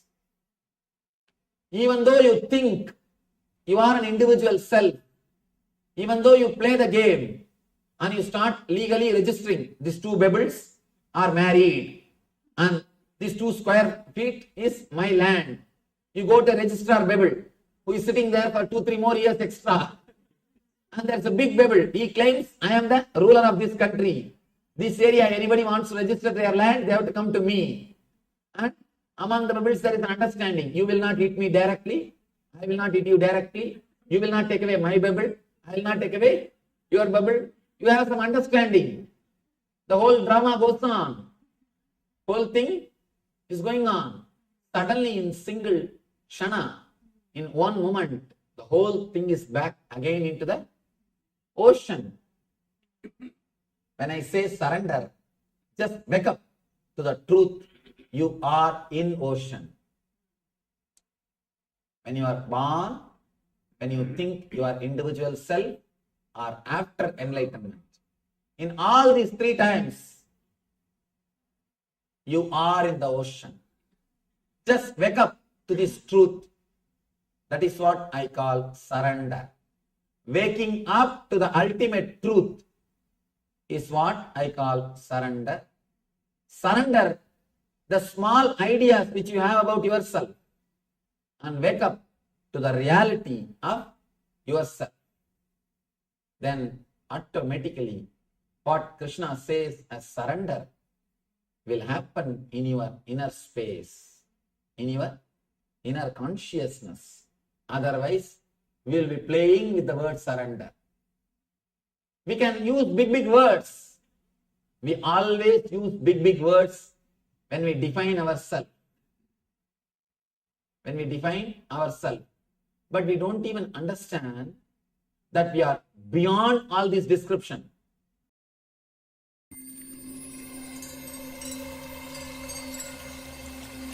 I welcome you all with my love and respect. Let you all open all your three eyes. Om Nityananda Paramashivoham.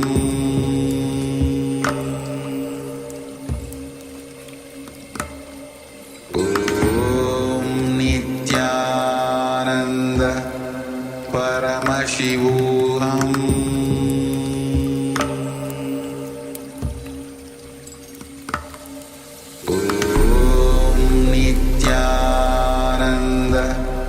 Paramashivoham.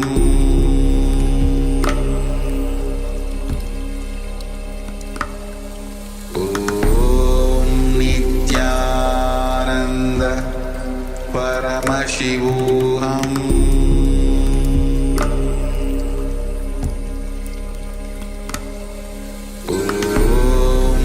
Nityananda Paramashivoham.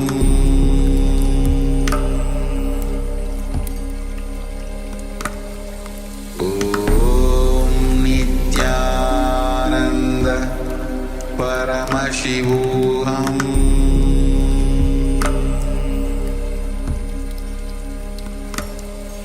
Om Nityananda Paramashivoham.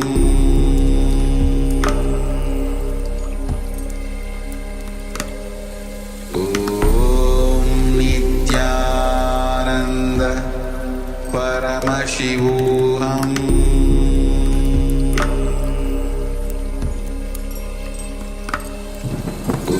Om Nityananda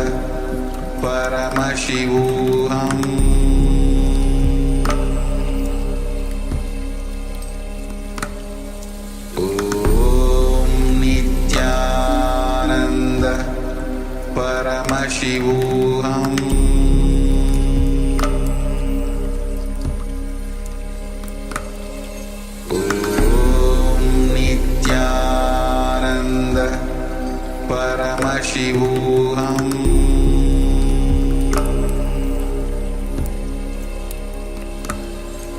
Om Nityananda Paramashivoham. Paramashivoham.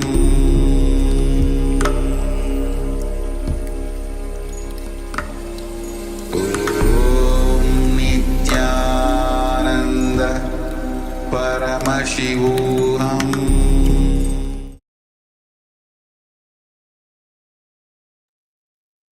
Yes. So surrender. Only when you experience that consciousness, only then the surrender happens. And only if you give your I and mind, you enter into that space of pure surrender. And the I experience is from mind. But due to the delusion of whether it is lust, you start feeling mind is from I, and constantly trying to legitimize decisions of the mind as the decisions of the I. As Swamiji was saying, that all the labels that we get, all the identities that we carry, whether somebody says you're good, we keep this in our file. Somebody says you're bad, we keep this in our file. And at the end of the day, we compare. And so let's enter into the internalization exercise where you'll be looking in and how often you are attributing your decisions of mind to the decisions of I. For example, some small chemical imbalances in your body, hormonal imbalances in your body, in your system, if they decide something, it is the decision of mind, not the decision of I. So any chemical imbalances which is happening in the body, whether it is hormonal imbalances, understand this is the decision of mind, not I. But if you pick those decisions and attribute them to you and start thinking it as a decision of I, then you execute it. Yes, it is important to understand that the I component is the first person, is the pure consciousness, our true self, that which experiences itself through the body, that experiences itself as the body, as the world, and as Ishvara, the divine. It is not all those identities that we accumulate through our lifetime, like son, brother, husband, father, co-worker, engineer, whatever titles we accumulate throughout the lifetime, those are not the I. Those are identities built on mind. Yes, I am a father because I have a son. My son makes me a father. My title as an engineer makes me an engineer. So we need to understand I comes without any package. It does not come from gathering something, not from accumulating something. It is the pure isness. So use this as a scale to identify whether it is from I or from mine. Is it based on something that was added to me?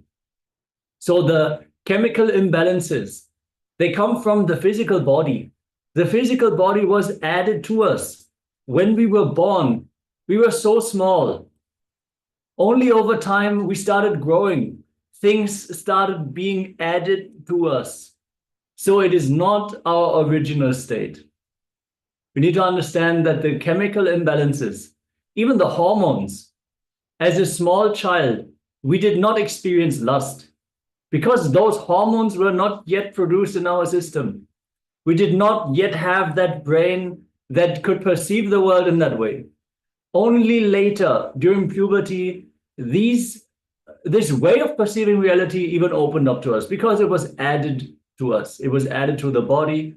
So it is from mine. It was added to me. So let us enter into this exercise. And even the small things, like even the health perception that we have, that I am old or I am sick. Because of some experiences, you label yourself as I have back pain all the time, and you bring back that experience again and again, and you label it as again. So even that comes from mind. So understand, as Maharaj has said, and these examples very much relates to look into your life, and let's begin this intra-analyzation exercise. So look in, and how often you are attributing your decisions of mind to the decisions of I. So just take a moment and look in. We'll be projecting this eyes for your reference, and just take a moment and look in.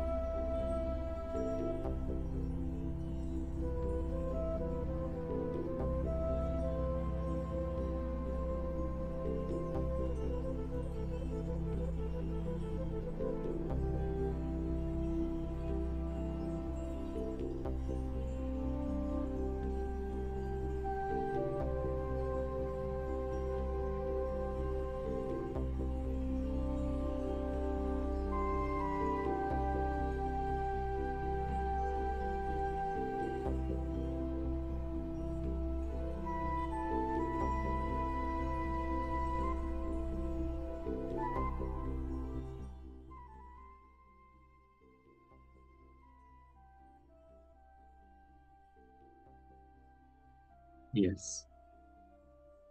Now, don't own anything. Nothing can be the reason for your cognition of I. Your I has to be just dependent on I. The mind cannot be the foundation ground for I. The biggest delusion you need to handle in this life is there is something other than you. Let us repeat this. The biggest illusion you need to handle in this life is there is something other than you. There is nothing other than you. You are Paramashiva. You are Mahapurusha. You are Kevala. Renounce the idea of I and mine. Whatever you cognize as I. Celebrate whatever is. Everything is part of you. Be part of it. Go on. Go on. Let every decision you make, let every thought you entertain, every word you utter, every action you do, let it be based on Advaita. With this powerful cognition, let us now get ready. We're going to move on to the next segment of this day of Paramashivoham, which is going to be the power manifestation. If you would like to share a click or any insights that you have gathered during this round of internalization, please do so here in the Zoom chat. We always love to read what you guys have to share.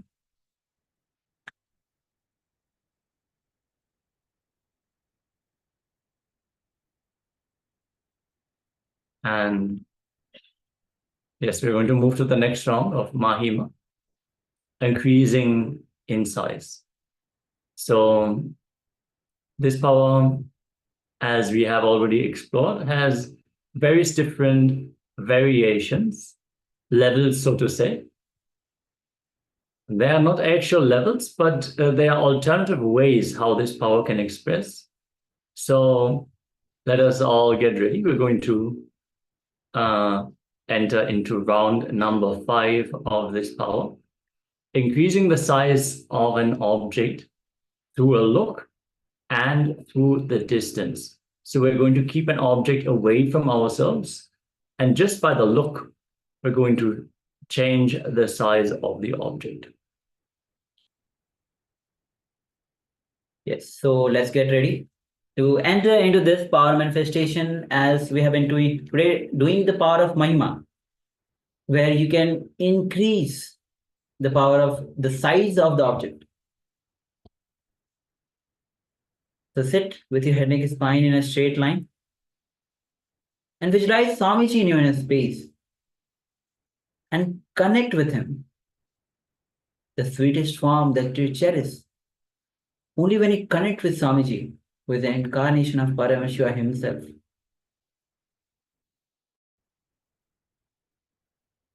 that pure consciousness, you start manifesting the powers.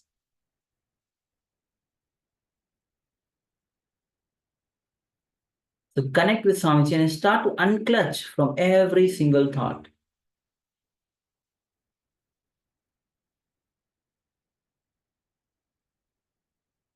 As just Swamiji revealed, surrender. Any self-doubts you have, any self-denials you have, any self-hatred you have, just drop and surrender. Only when you surrender, the doubts disappear.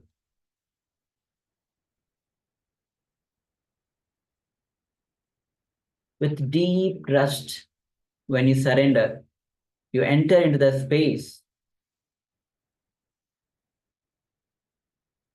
of pure consciousness and you connect with Swamiji.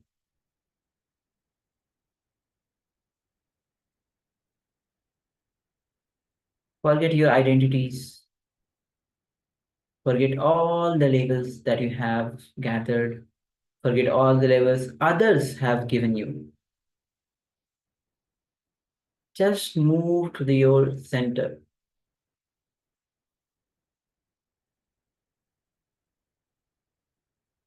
Disregard any judgments that you have given to yourself or others have given to yourself.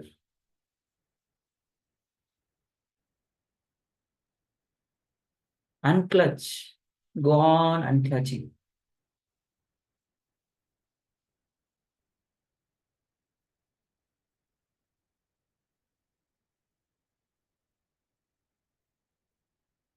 And now let's start chanting the Mahavakya as we connect with Swamiji.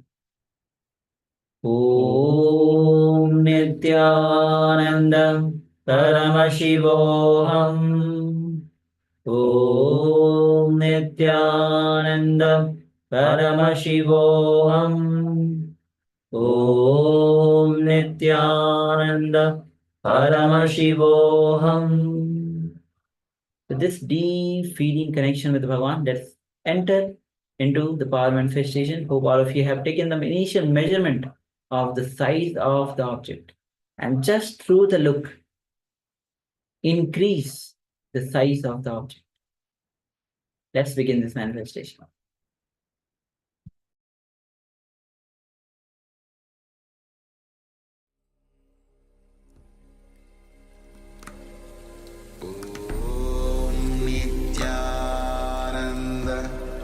Paramashivoham.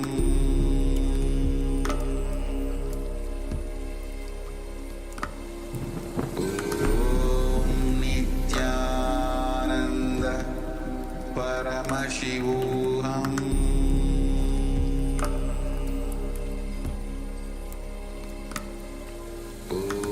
Om Nityananda Paramashivoham. Paramashivoham.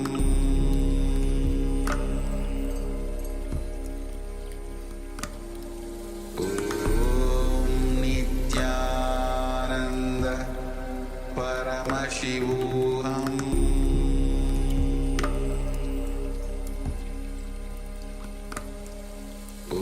Om Nityananda Paramashivoham. Paramashivoham.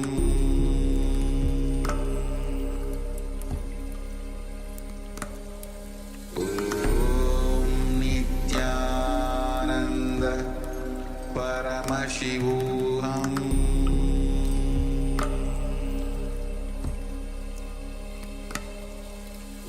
Om Nityananda Paramashivoham.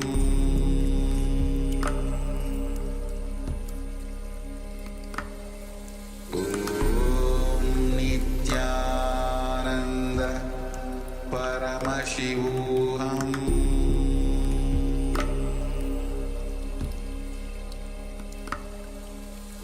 Om Nityananda Paramashivoham.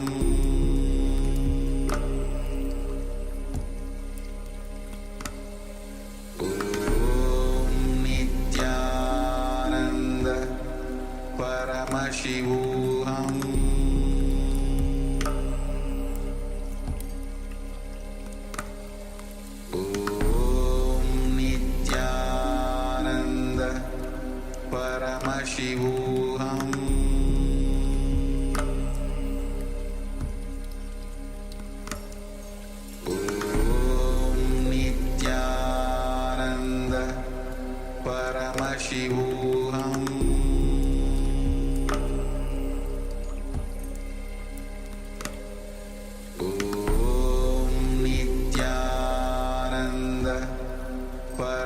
Paramashivoham.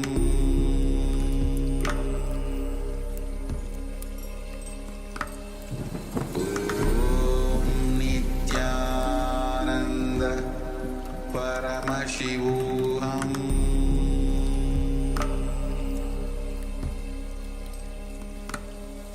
Om Nityananda Paramashivoham.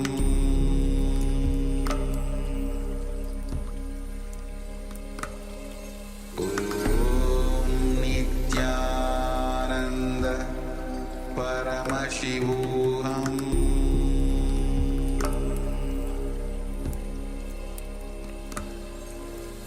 Om Nityananda Paramashivoham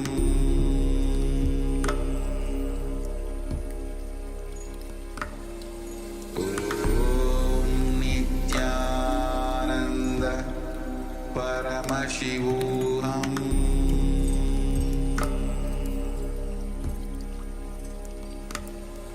Om Nityananda Paramashivoham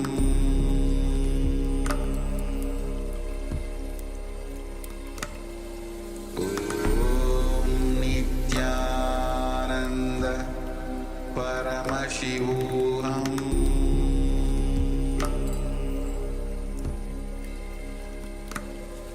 Om Nityananda Paramashivoham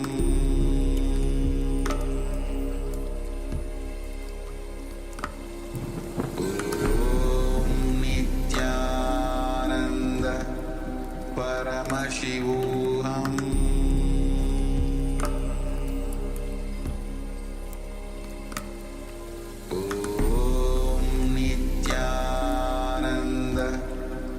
Paramashivoham Om Nityananda Paramashivoham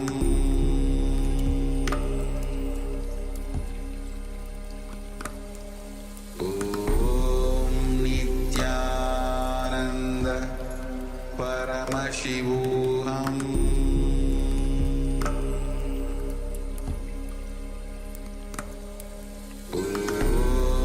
Nityananda Paramashivoham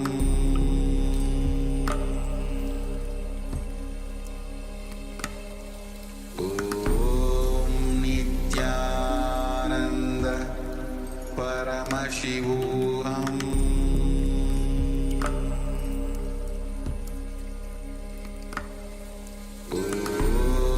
Nityananda Paramashivoham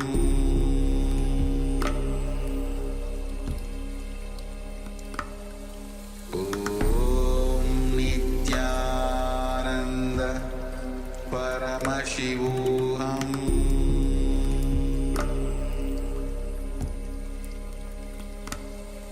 Om Nityananda Paramashivoham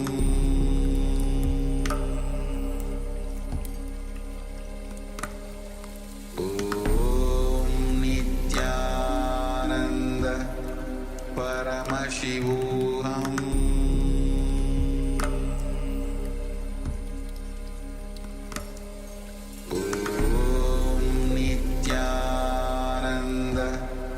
Paramashivoham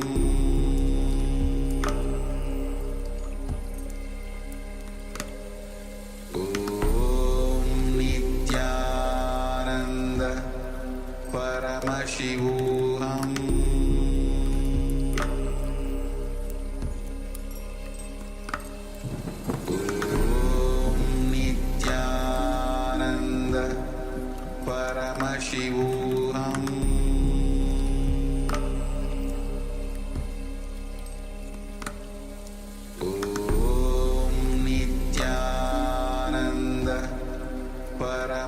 Paramashivoham Om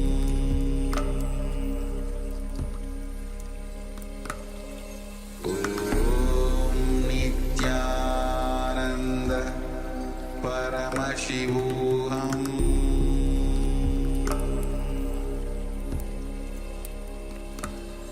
Om Nityananda Paramashivoham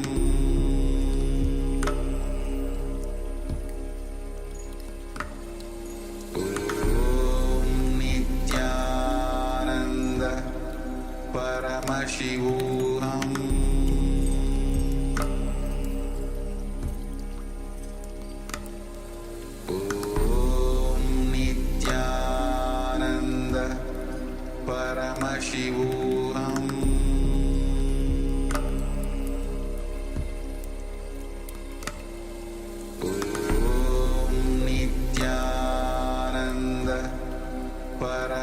Paramashivoham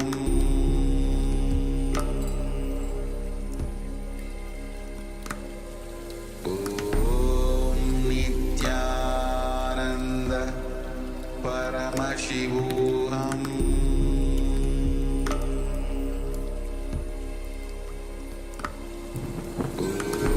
Om Nityananda Paramashivoham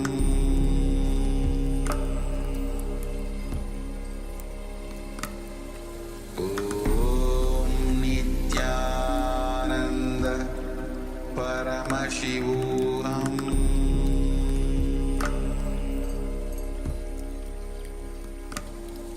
Om Nityananda Paramashivoham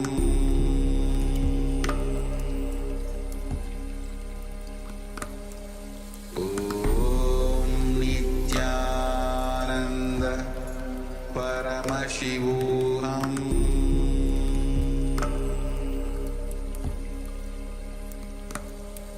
Om Nityananda Paramashivoham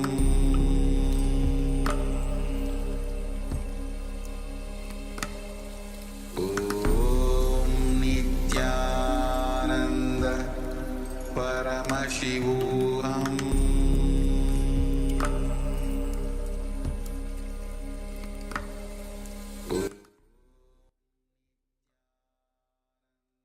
Yes. Slowly you can settle down from this round of the power manifestation. Get the object and take the second measurement. Compare the first measurement from before the power manifestation. And let us compare the scale of the object before and after. And also share by how much the size of the object has changed. Let us all take a moment, take the second measurement, and share your manifestation results. Whether you're here in Zoom or on YouTube, please go ahead and share. If you like, you can also share what object you're manifesting this power on. I'd really love to hear from you, how your experience in this power manifestation was. So please go ahead and share. Even all the participants on YouTube can start sharing. We have lots of comments and lots of people are watching us. So please take a moment and start sharing your revelation. The initial measurement and the measurement of the object after the manifestation. You can compare it and let us know. If you have, even if it has decreased or increased, let us know. And even there's no change, you can let us know that as well. Understand the power of power manifestation comes from the consciousness, from that oneness. So it's not your effort that you're putting in. It is, that's why when you're manifesting, it is Swamiji who is manifesting through you. So you don't have to take a burden on you that you are not able to manifest. You have to think for it, what to do, what not to do. Just drop all the things. Yes, you can surrender the outcome of the power manifestation. As Maharaj has said, it is Swamiji who is manifesting. So if you're successfully manifesting, it is Swamiji's success. He is manifesting through another being. And if you are not successful manifesting the power, it is also Swamiji who is yet to manifest through this being. So both credit and failure go to Swamiji only. So don't have this burden of having to perform, or don't carry the pride if you're successfully manifesting. So if you'd like to share, please still go ahead as we get ready for the next segment of the day. Which is a revelation by Swamiji on how to establish yourself in surrender. Understand, we have heard about surrender as Swamiji was in previous revelation.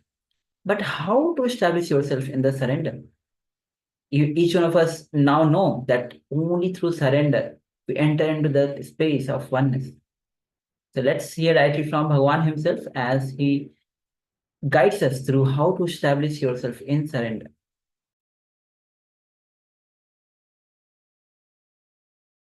The mark of the modern sannyasi with a theft motion sensor and titanium superalloy casing. This is truly a danda of the 21st century, $21,000.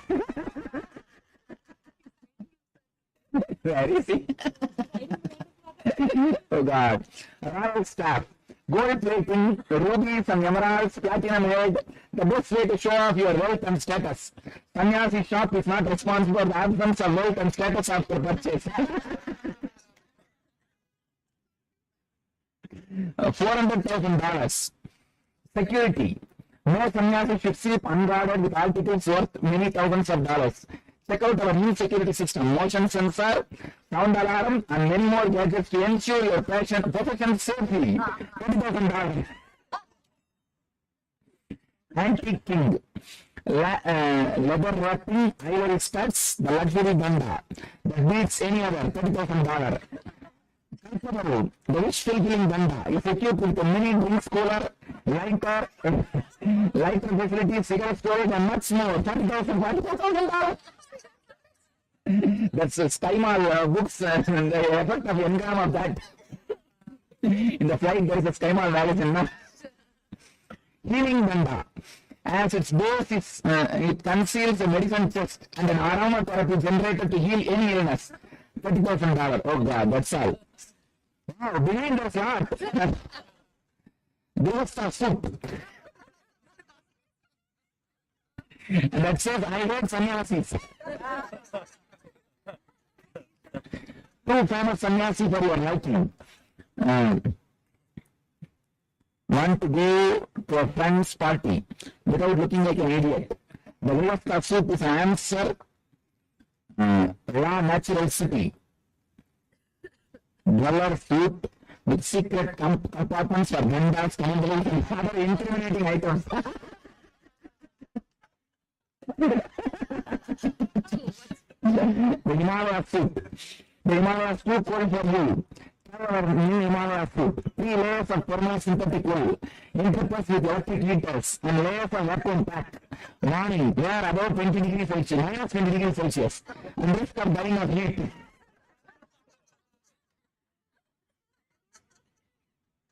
And edibles, ready-made meal packs.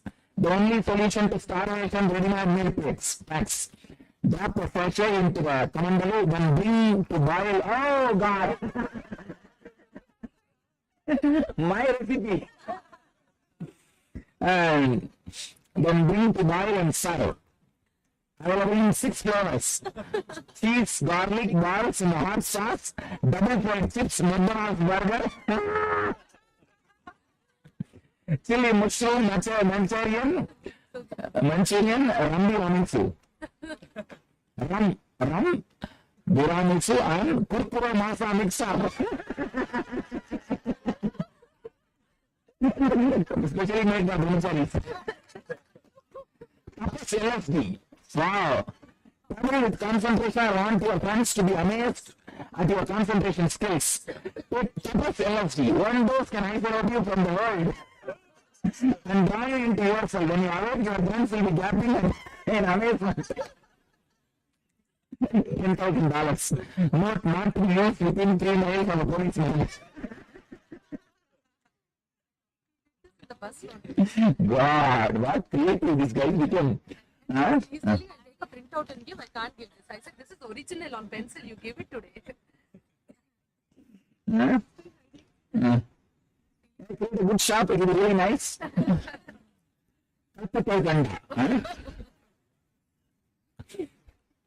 And he has put a light, fan, cigarette smoker, liquor box, shower, everything in the Kalpata Ganda. Titanium Ganda. Royal staff. Antique king.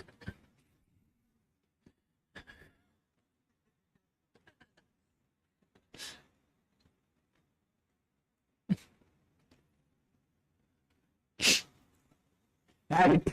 Yeah, give it to him.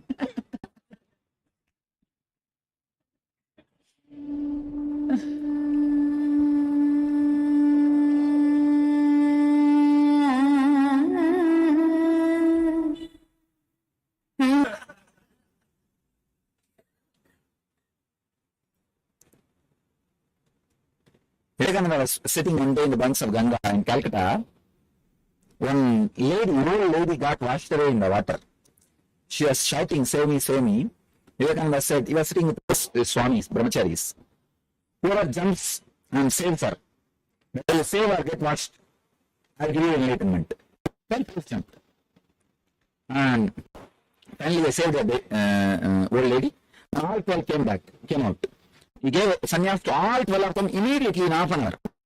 He gave them sannyas, and that all 12 became the first circle of his Sangha. In the 12, I think 4 or 5 became successors, presidents of Ramakrishna Mission. He immediately gave them sannyas. He said, "You guys are much more worthy of sannyas." One lady gave sannyas to 12 people.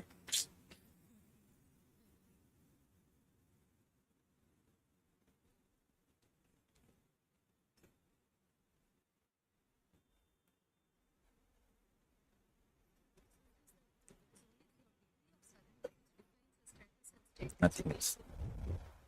Degree of surrender, that's all. Maintaining surrender, that's what. Being established in this mood of surrender. Because these guys, they experience some time and run away. Like Ramakrishna says very beautifully, the mongoose in the village, they will go and hide in their holes. These village kids, to catch them, they will tie a rope in their tail and put a brick. Even if they go and hide, they will pull the rope and get them out of the hole. Same way, your engrams are like that stones. Attachment is that rope. Even if you go and experience surrender, that can just pull you out. That only you should take care.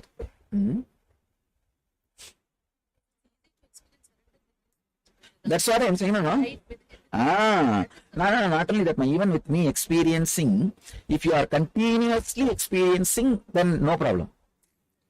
Continuous experience. That's where. Continuously being established.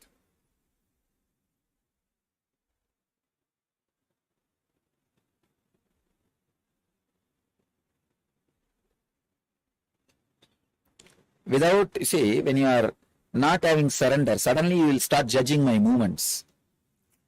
You understand? My movements are not me.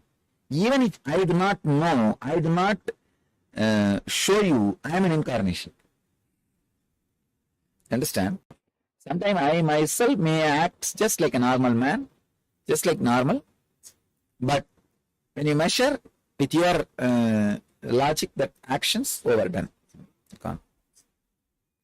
That's why I tell this first circle disciples, say, even if I don't know, you be know, I'm an incarnation.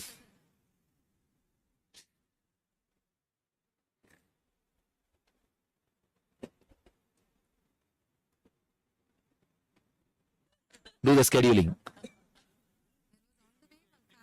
Huh? You only told me all doors, all roads are closed.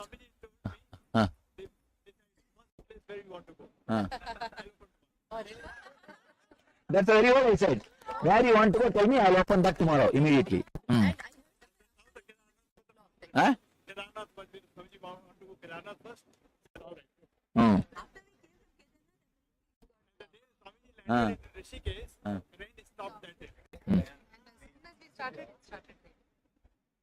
ஏன்னா 4 நாளைக்கு திறக்கான்னு சொன்னாங்கப்பா.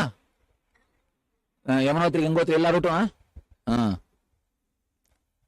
Manishananda told, you told me 15 days at least it will take.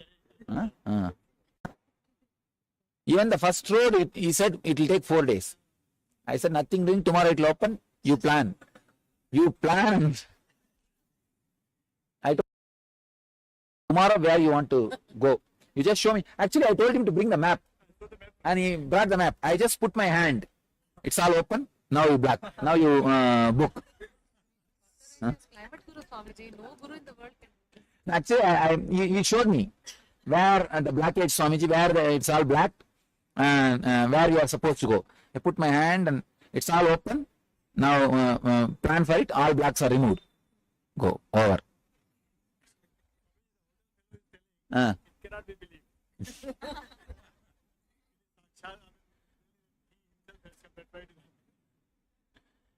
What is there? You see, nature respects us. When we respect nature, we are the most ecological group who never disturb Ganga, Himalayas, who come happily and celebrate and go back. So nature respects us, that's all.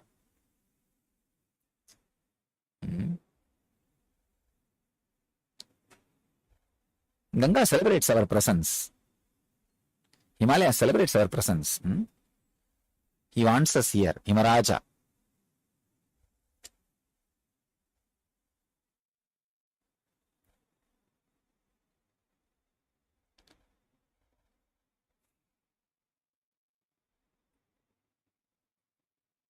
So you guys had this time Darshan of Vyaskupa also. Vyaskupa, Saraswati,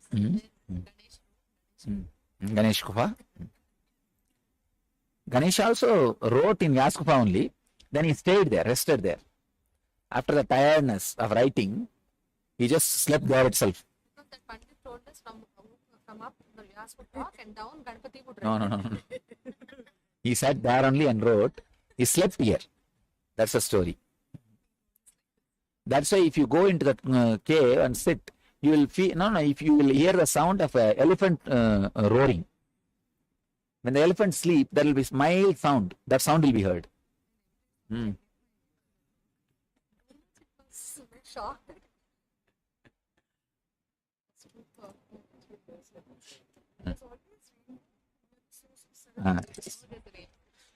It is not so small, it is disappearing into earth.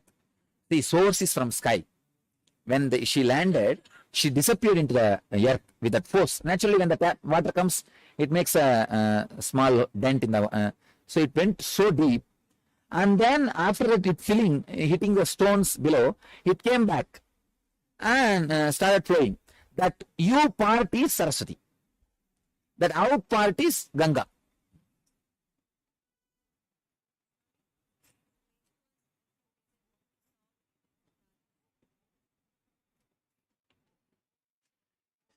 Will you understand? Next.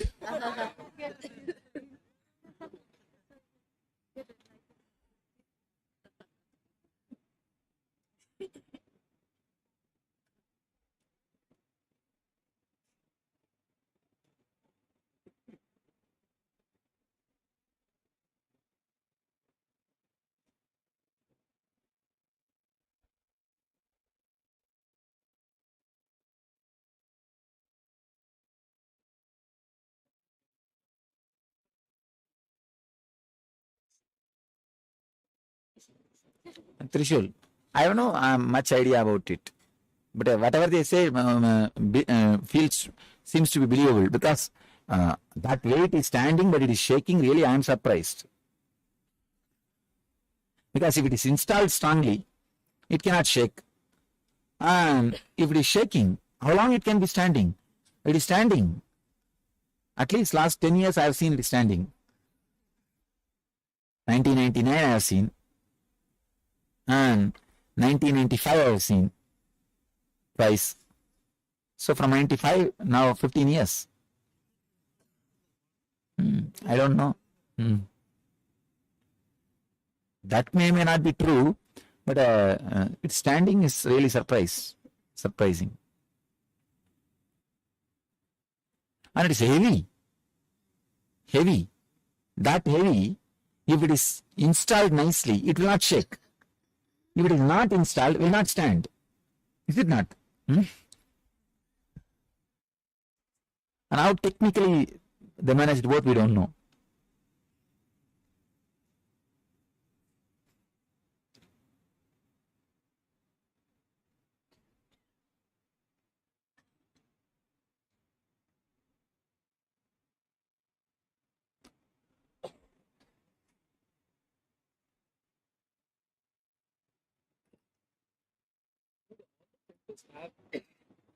Same energy, or like you feel connection? No.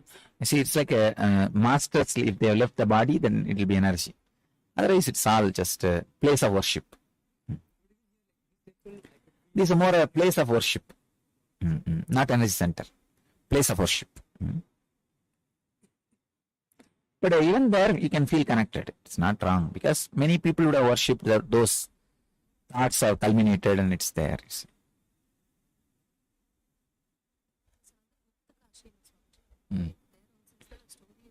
Panchakashi is there. Panchakashi, Panchaprayag, Panchakedar, Panchabadri is here in the Himalayas. Panchaprayag is Devaprayag, Rudraprayag, Vishnuprayag, Sonprayag, Karnaprayag, and Nandaprayag. Actually, then one should be missing. One should be reduced. I don't know which is Panchaprayag. In the 6, some 5 is Panchaprayag. Then we have Panchabadri, Panchakedar, Panchakashi.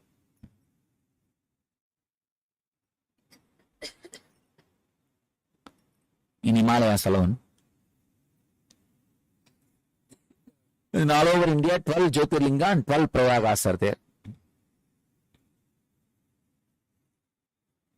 Actually, they say that Pandavas first came to meet Shiva there. Oh. They because they destroyed their own kids, so you know them there. So They ran behind Kedar Pindi.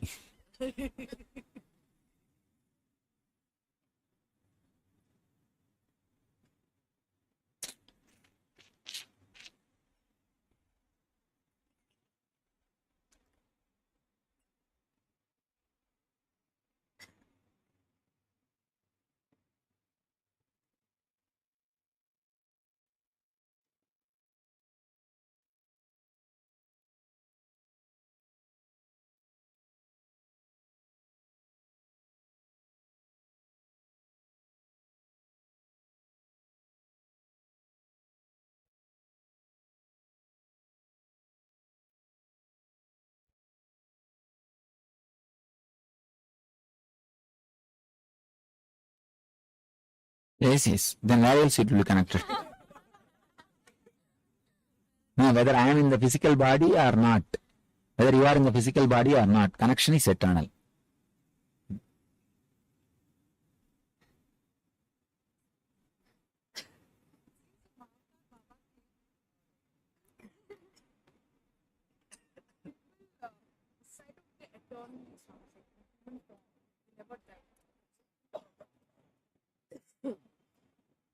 There is a group of people. It's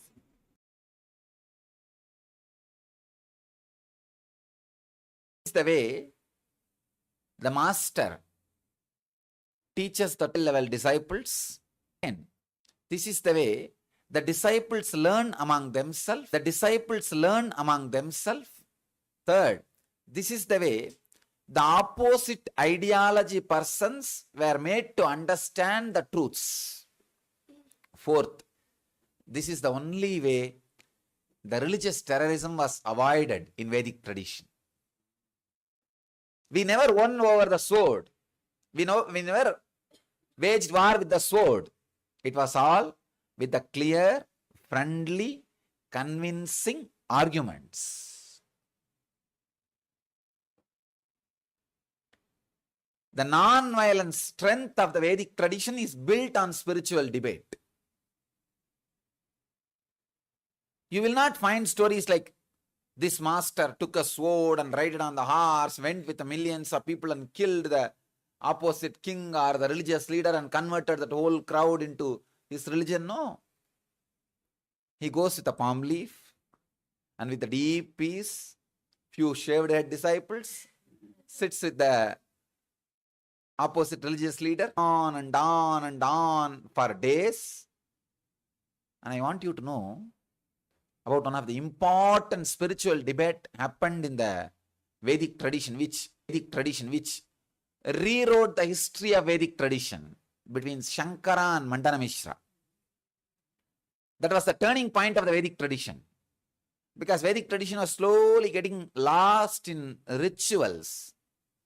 Just the outer physical doing. Slowly the attention is getting diverted towards that direction. Then the inner enlightenment science. So this debate was the greatest turning point happened to the Vedic tradition. The rules of the debate is Both of them will have lotus garlands. And Mandana Mishra's wife is a judge.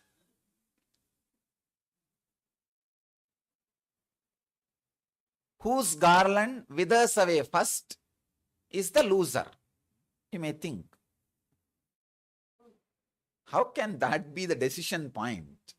You need to understand, whose body becomes heat during the argument does not have the rational strength, just agitation is coming up. As I said in the morning, the person who is agitated is loser. Person who is agitated is going to do all foolish things. All foolish things. And they are already doing. Get into more and more trouble. They are putting themselves into more and more trouble. When you are agitated, see, spiritual strength means how much the Shastra Pramana and Apta Pramana has become Atma Pramana. Shastra Pramana means truths of the spiritual scriptures. Apta Pramana means the truths as expressed by the Master.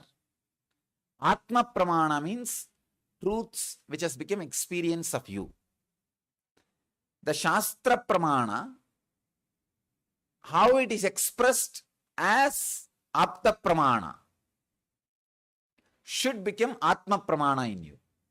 So, if your Atma Pramana is stronger, your logic will ride on the cool, lubricated, compassionate nervous system. Does not need to get agitated, does not need to become hot so that the garland can wither away. So now no need. You can play the cool game. So, Mandana Mishra was given one garland, Shankara was given one garland, debate starts, 3.5 days it goes. 3.5 days, 4th day. Amazing. 3 days, two complete opposite ideological persons are able to sit and have a beautiful dialogue, debate without getting heated up. That is the greatness of the Vedic tradition.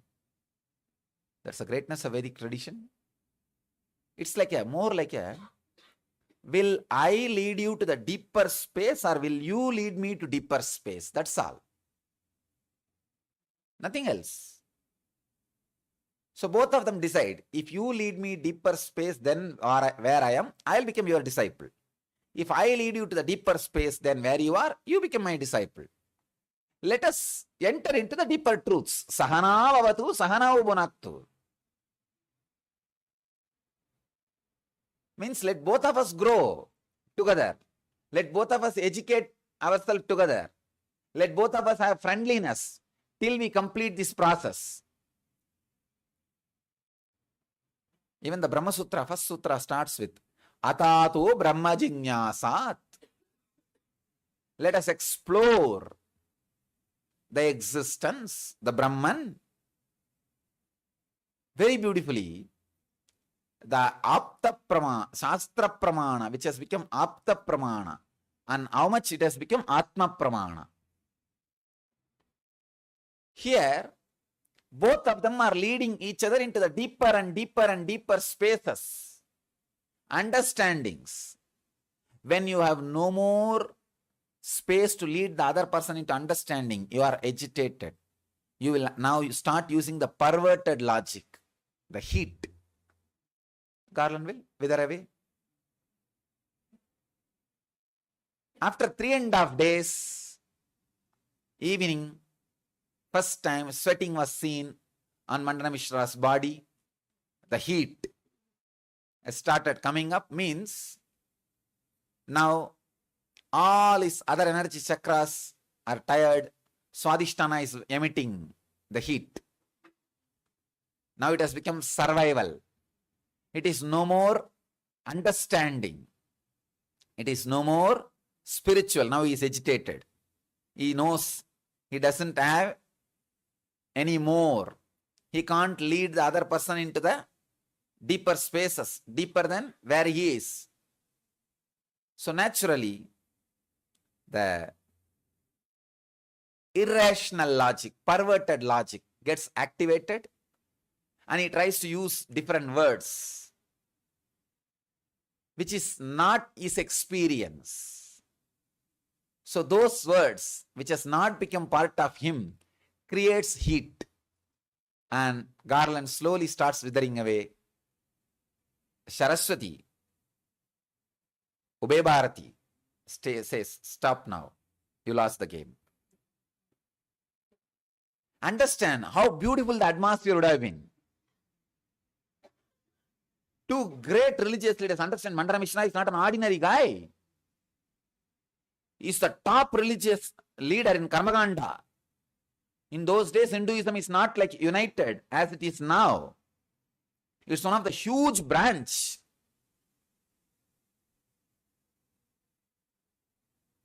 The ritualism is conquering, trying to conquer the science part of the religion.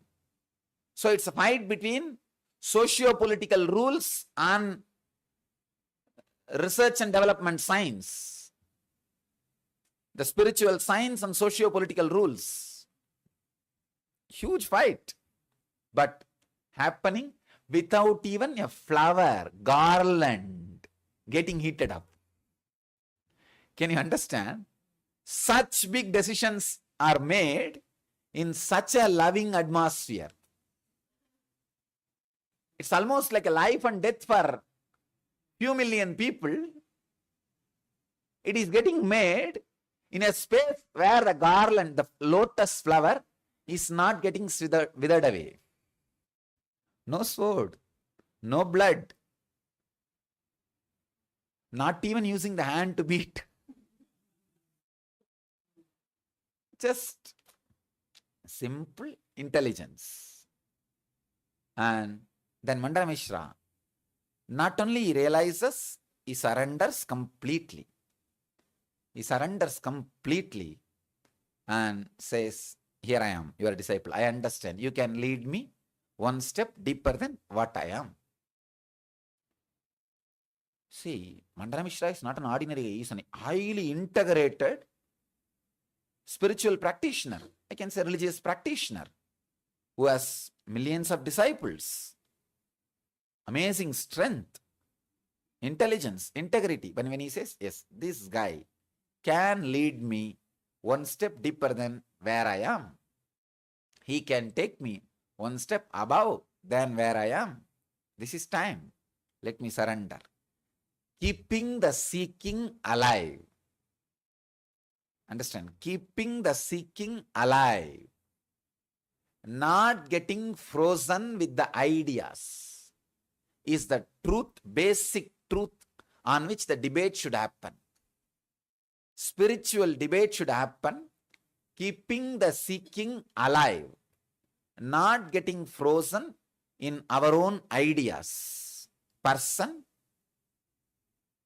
who constantly has a spiritual debate with his own life is living enlightened. With your own life, constantly have a spiritual debate. Am I standing with the decisions I took? Am I standing with the seeking I took up? Am I getting frozen? Am I ready to have the debate? Am I ready to have debate with my life, which is ready to lead me to the next step? Am I keeping my seeking open? Am I keeping my surrender alive? Or am I slowly, see in the Ganges, some dirt will slowly get into the bank and get settled. Means stopped moving, stopped flowing, stopped living. Spiritual debate is something which makes your seeking alive, which makes your surrender alive, which makes the whole thing alive, keeps the enlightenment Ganges flowing in your system intensely. Remember, when you do the debate, the garland on your neck should not get heated. Maybe we can have thermometer. Because you guys are not going to sit for 3.5 days. Garland may wither away. So you should have the thermometer or pulse monitor. Pulse monitor. That's the right thing. Your pulse should be balanced. It should be completely based on your Atma Pramana. The Apta Pramana, which has become Atma Pramana. Understand? Shastra Pramana can never directly become Atma Pramana. That's the biggest thing. Shastra Pramana is only to inspire you. Apta Pramana only give experience. And how much the Apta Pramana became Atma Pramana. So, when it is purely from Atma Pramana, there is no loser. If you lose, naturally, the person who wins is going to lead you much deeper experiences. So you are winner. If you are winner, the person who lost, you are going to lead that person into the deeper and deeper spiritual experiences. Again, you are a winner. Spiritual debate is a space where it is win-win situation. There is no loser. In Indian tradition, spiritual debate was one of the backbone, as I said, in 4 level. Master to transmit the truths to the new disciples. Master to transmit the truths to the different ideological religious leaders. Disciples to transmit the truth to other disciples. And one leader to transmit the truth to other leader. In 4 ways it has been used. And this avoided all religious terrorism in Vedic tradition. The Vedic traditions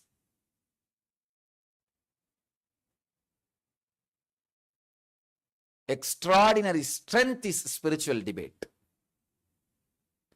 And there is a beautiful Sanskrit verse which says, when you listen from the master, you learn 1/4. When you have a debate among yourself, you will learn 1/4. When you do the smarana, you learn the 3rd quarter. When you start teaching, you learn the 4th quarter. When you listen from the master, 25%. When you do debate among yourself, second 25%. When you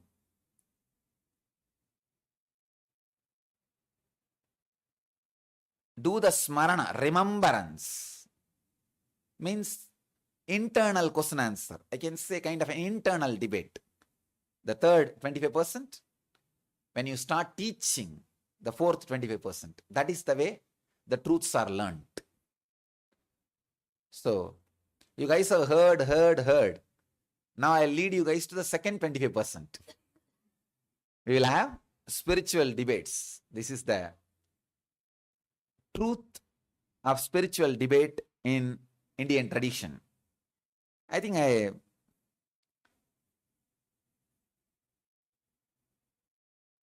the second subject is history of spiritual debate. I think I have covered this subject also. As I said, in all traditions, which is out of Vedic tradition, the debate is part of life.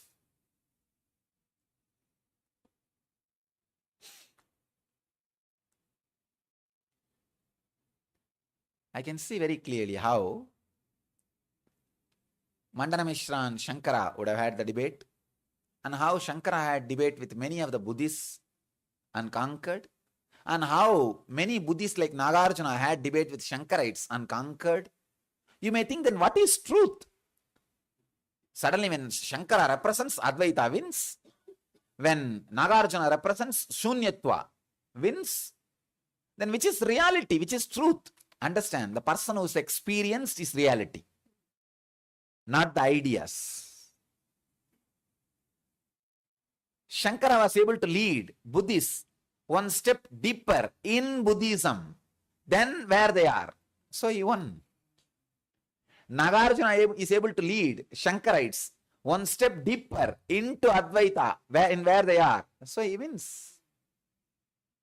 So truth is one.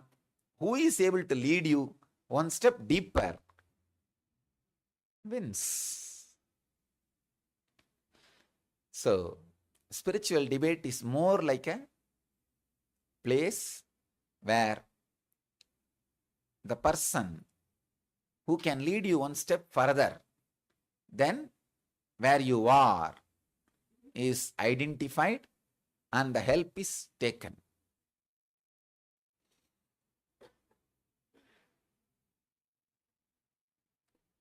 Brief introduction about Advaita.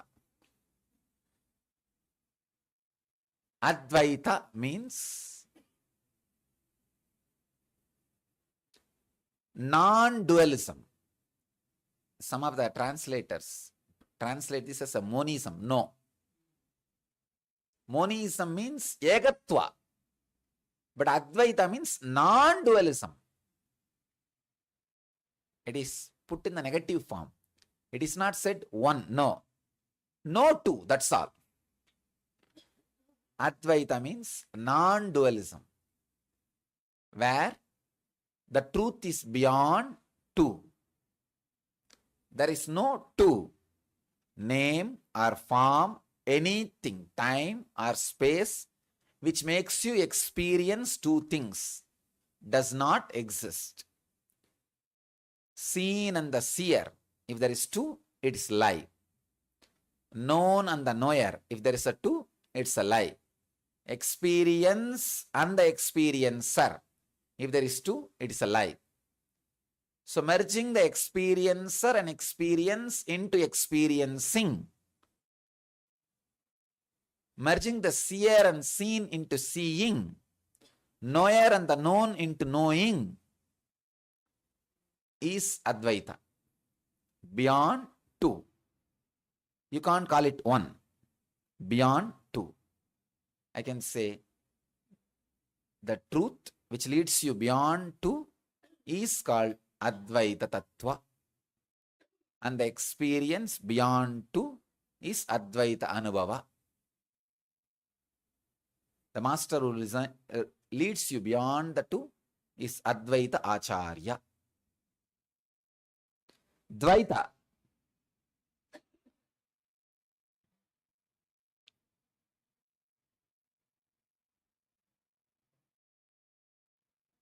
I tell you exactly the difference between Advaita and Dvaita.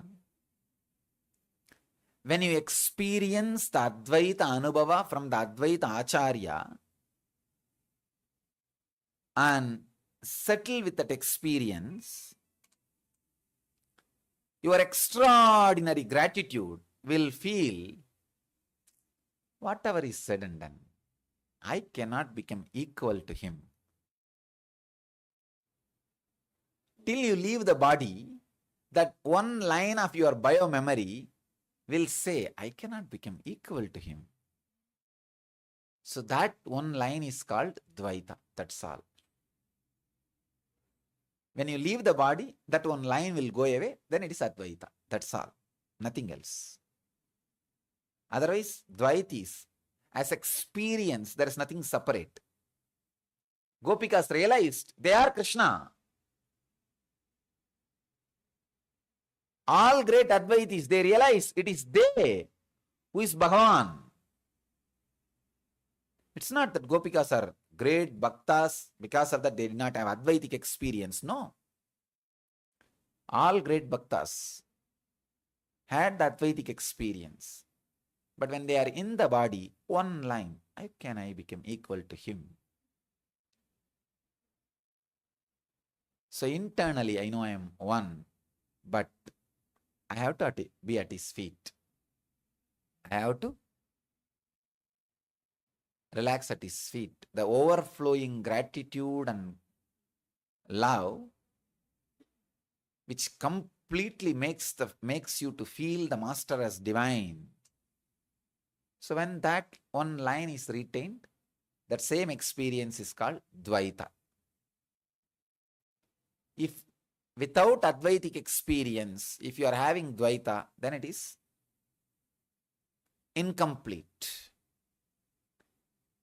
Advaita is the truth experience, ultimate. Out of that, any attitude you take is perfect. But without experiencing that, you are stuck in any attitude, means your sadhana is incomplete. So know the truth which unites everything and play from the truth, from that experience.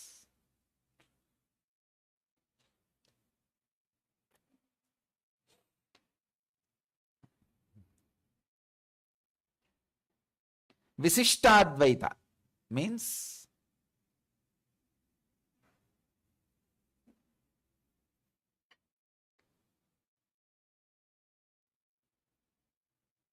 the individual soul is separate, the cosmic soul is separate, it is part of the cosmic soul. Slowly, slowly, slowly, it can expand and may experience oneness.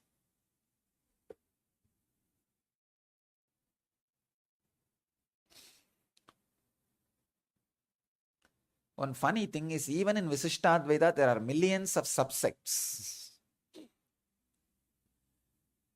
Different beliefs.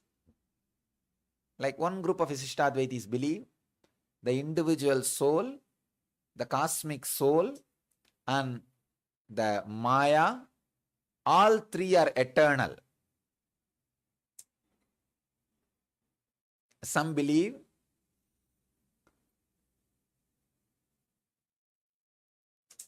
Atman, Brahma, Parabrahma. So there are so many versions of Visishtadvaita. All I wanted to tell you is, after experiencing Advaita, any stand you take, any position you are, great. But without experiencing that, any position you are in, you are incomplete. Sunyavada. Sunyavada means the path of negation. Nothing, nothing, nothing. Neti, neti, neti, neti, neti. It's like a technique which does not give any hold for your mind. Just relaxing, relaxing, relaxing, relaxing, relaxing into the deeper and deeper space. There is no one word on which you are struck. You are stuck. You are catching or you are caught. Neither the word is caught by you nor you are caught by the word. Sunyavada. I can say Sunyavada is constantly updating your experience, not being stuck with any of the ideas you create. And Mayavada. Mayavada is something like whatever you know, including the idea of enlightenment, is illusion. Go beyond whatever you know. What is enlightenment? Different roads, that's all. Different roads. See, like now, we have different roads to travel. If there's a landslide in some road, means some wrong group has occupied, identified one philosophy with themselves. They put a wrong meaning on the words, loaded with too much of dirt. Then we take another one route, that's all. We take another one route. Sometime the Sunyavadis are loaded with too much dirt. Then come on, take the route of Mayavada. Mayavadis get loaded with too much dirt. Then come on, let us take the Advaitavada. Anyone, if you travel sincerely, that's enough, will lead to the ultimate truth. Mayavada is like everything is illusion. Reject, go beyond all illusions. Ajatavada means unborn. Unborn. nothing ever happened. Nothing ever happens and nothing ever happened. Ajata. This whole thing is unborn. Because you are seeing it as born, it appears to be born, it is unborn. Ajata. So, if you decide to see this whole thing as one more dream, you will be awakened. That's what? Unborn. Ajatavada. Rules of debate and moderation. As I said, first thing, pulse should not go up. Second thing, the words should be from your Atma Pramana. If you have been with Master and you are very clearly aware that some experience is possible in biomemory, in human biomemory, that becomes your experience. Understand? If you know bliss is possible in this biomemory, immediately that becomes possible in your biomemory. If you know the ultimate energy is possible in this biomemory, ultimately that becomes possible in your biomemory. Whatever is possible in that biomemory is possible in this biomemory. And start living it, giving support to it, encouraging it. That is what I call Nididhyasana, living. So whatever you are living, talk from that. That's all. Talk from that. He would have put many seeds in you. Apta Pramana would have become Atma Pramana in many ways. Talk from that. That is the rule. No question of heated arguments. No question of irrational logic. No question of perverted logic. It is only let us inquire into the truth. Atato Brahma Jignasat. Not let us see who wins. Let us inquire into the truth. That is the rule for moderation of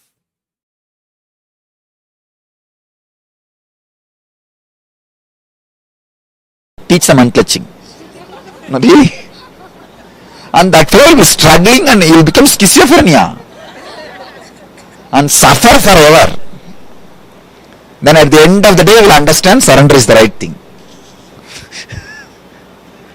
Now, till he understands what to do.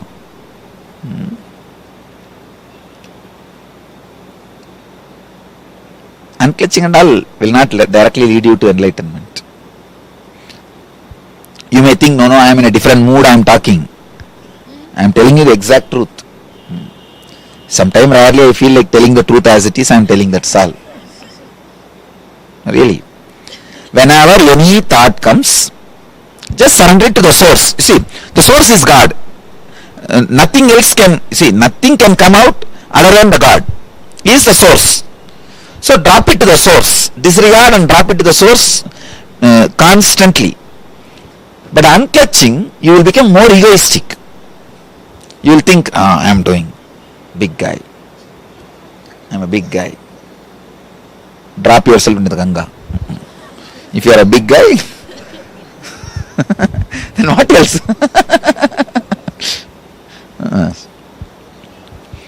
There are so many hills from where you can drop yourself into the Ganga. Now all big guys should be dropped into Ganga only.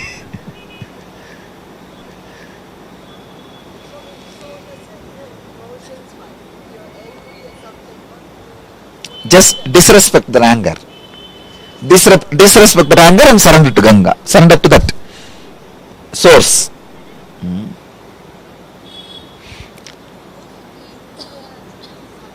Huh? Yes. The devotion towards Master also leads to surrender. Surrender the devotion also. Know very clearly your devotion is foolishness.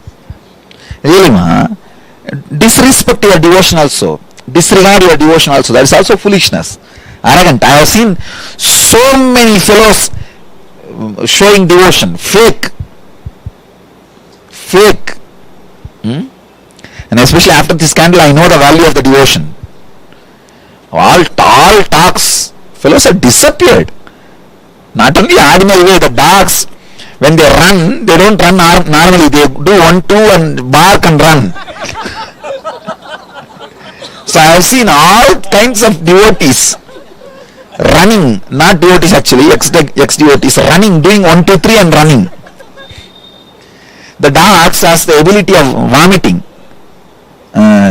In a unique way, they will vomit. So I have seen people doing 1, 2, 3, vomiting and running. So all their devotion is foolishness. Disregard your devotion also. Only thing, drop everything at your source, at the source from which it is coming out. See, these are the pure truths I am uttering. And if you want to catch it.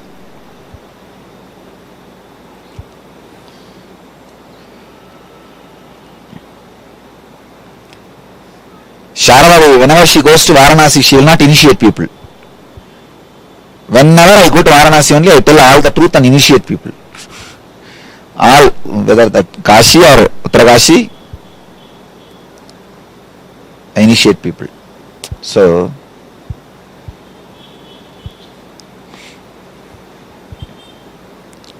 honest truth as it is. Establish yourself in surrender. That's the only way. Just be in the mood of, constantly cherish the mood of surrender. There's a beautiful book in the Christian theology, Practicing the Presence of God. And if you have read that book, it's a very powerful book. You guys should read it. Thomas Kempis, great mystic. Out of intellectual ideas you can create organization, but out of this surrender idea only you can create enlightenment. With the surrender idea you can't create organization. You can create only enlightenment. You can't sell this idea, you see. But unclutching can be nicely packaged and sold.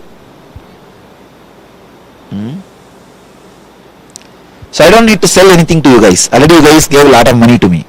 I can tell you guys the truth as it is. That's why I'm telling.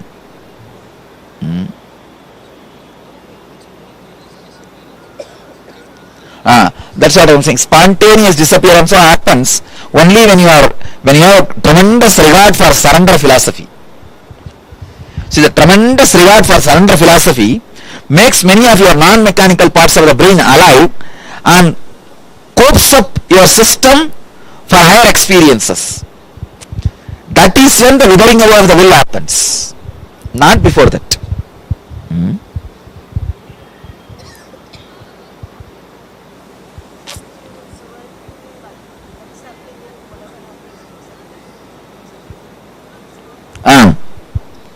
Not even accepting with anger or anything, not even having the idea of acceptance.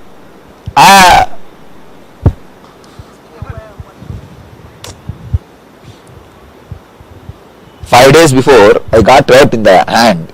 I did not even know. Yesterday Brahmaswarupa noted down and told me, what is this, Swamiji? It was a very strong, deep wound. I don't know.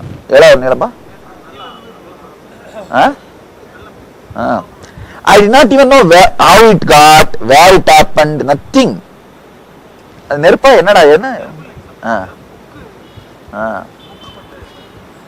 didn't even know, only he found out and told me. Then he started inquiring, Swamiji, you will not have pain or you will not know about your body and all that. Then I started thinking, okay, this is the way it is. And it is there. And that also yesterday I found out because I wore the cloth yesterday, our hands are seen. The idea of pain, nothing exists.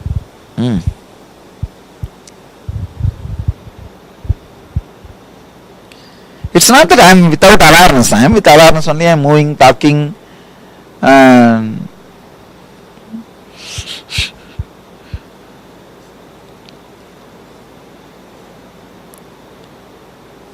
the wound shows very clearly there was a bleeding. There would have been a bleeding.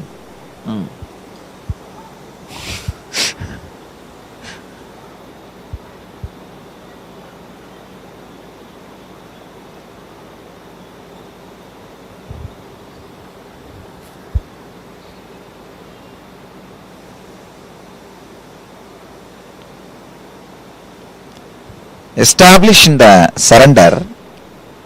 surrendering mood, and the joy of sadhana you will experience. See, sadhana itself should be joy, only then you will do it. Otherwise, how much you will tightening the screw, how much you will do? That's what I said, you are screwed.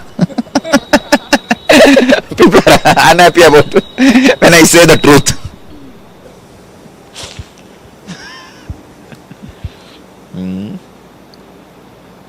You don't need to surrender to some person or image or anything, to the source. That brings a lot of joy and tremendous lubrication in your nervous system. Otherwise, you will have thousands of problems. Why that fellow is levitating, I am not levitating.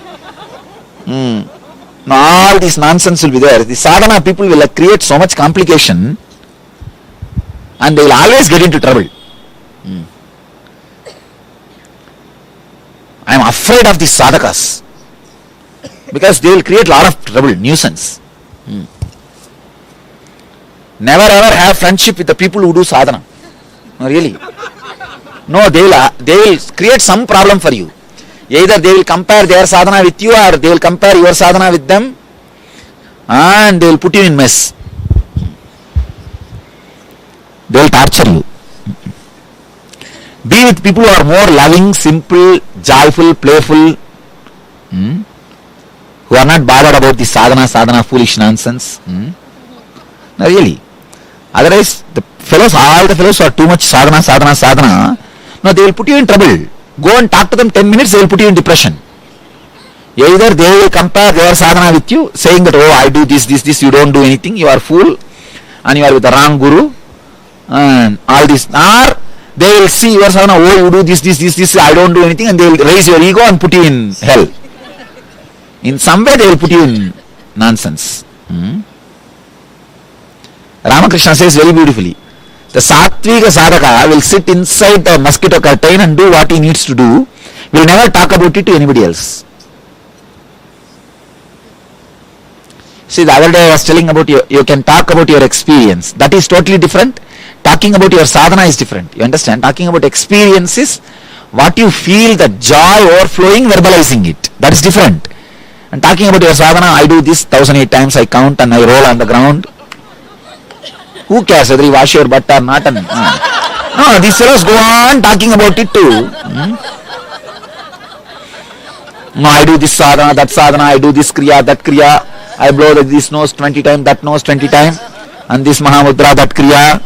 Egoistic idiots. Finally, what happens? The anti-effect happens. Sadhana is supposed to lead you to enlightenment, and the anti-effect will happen. Anti-effect means what? Clash. Not only they will put you in depression. You see anybody puts you in depression within 10 minutes. Is a great sadhaka. No, really. He will be a great sadhaka.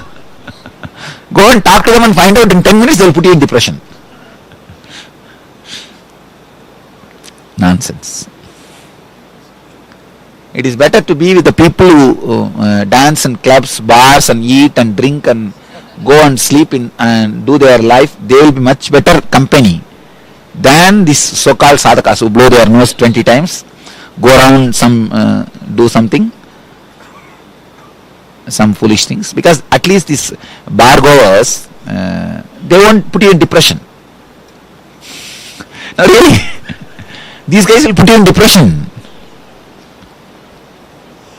I am telling you all the truth as it is. Very practically. No, I never saw any fellow a drunkard or a bar goer putting others in depression. Either if you give company, he will drink with you. If you don't like, he will go and drink by himself and he will be by himself. But see these sadhakas, they will catch you and talk to you and put you in depression. Even if you don't want to talk, they will sit and brag about their necklace, and just like bragging about these jewels and cloth only, it's a kind of a bragging. And they will see to it you are in depression. Till then they won't feel settled.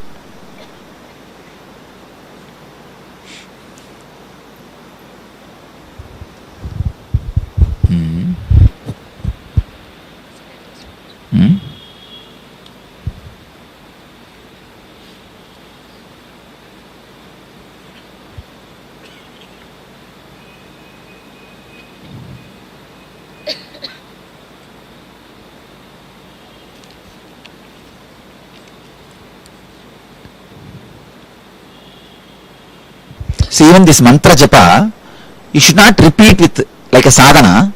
You should put it like a ring on your vocal cord.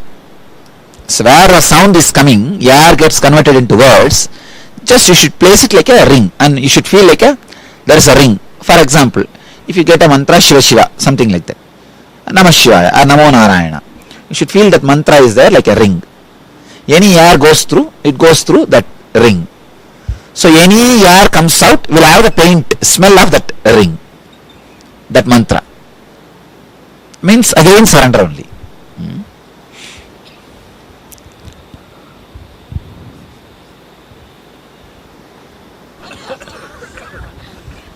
And go in the other road. Don't go in the same road. Because they will catch you and put you in depression. What will you do? Poor fellow. They will give you all tall talks.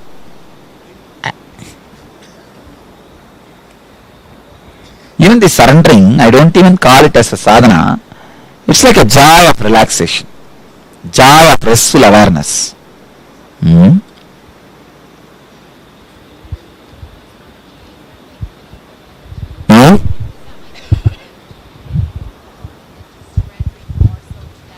What is she's telling?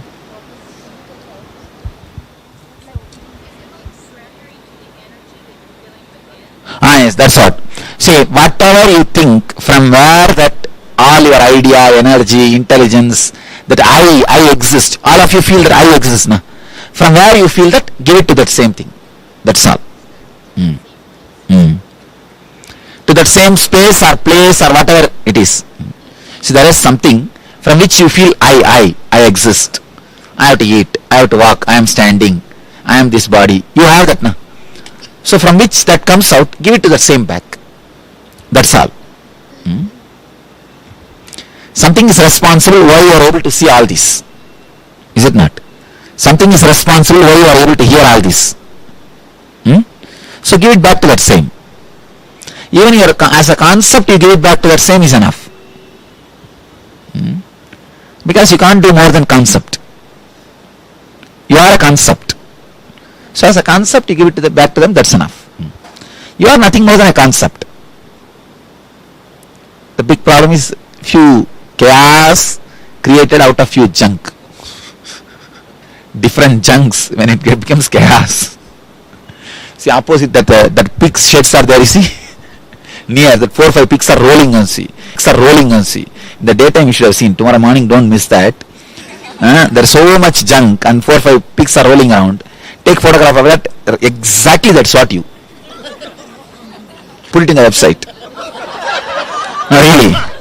See that? Did you see that? That 4 or 5 small huts are there for that pigs. You see, they grow pigs. And that junk will be there. Lot of junk and they will be rolling. That small pigs they will be rolling. That's what exactly. Nothing else.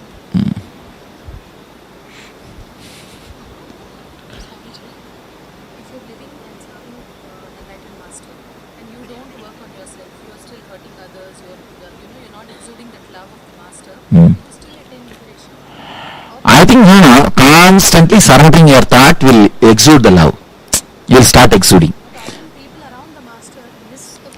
That will always means that does not mean that they are living around me. My living around me does not mean they became enlightened. It's all they have to what to say that surrender.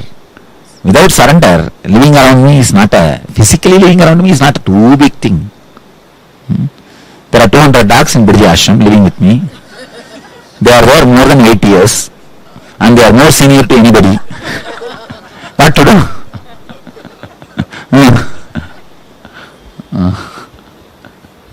No, they are senior than everybody.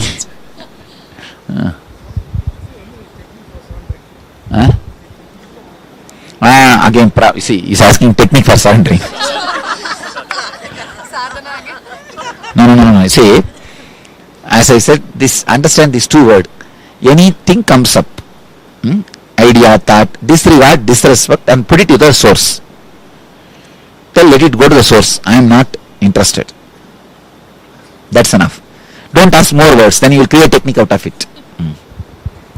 Just grasp this much words, less words, Go with it. When there are more words, you will create technique out of it. Sit straight, close your nose, blow it 10 times. Then air will come through other side.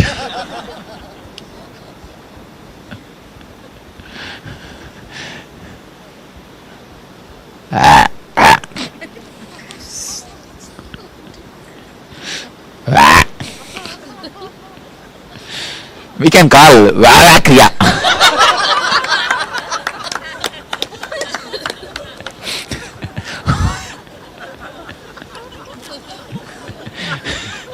Sit in front of the people who do Kriya, tell 20 times.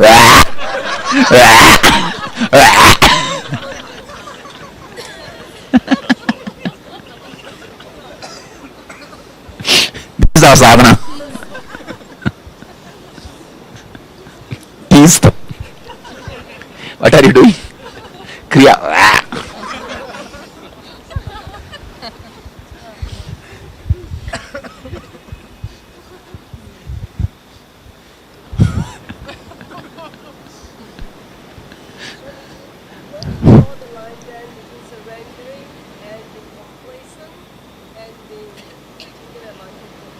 There is no such thing as taken advantage of. What do you have to be taken advantage of? Whatever you are having is just that junk. Tomorrow morning they will show you. What is there to be taken advantage of in that junk? There is nothing worthy to be taken advantage of. And nobody is waiting to take advantage of you. Who is there? Who cares? I don't understand. Complacence means? It's okay. Even if they take it for granted, what is the wrong? You are not that big that nobody should take you for granted and all that, we'll tell all our devotees to frame the picture of that pig hut and keep it in their bedroom. I am that.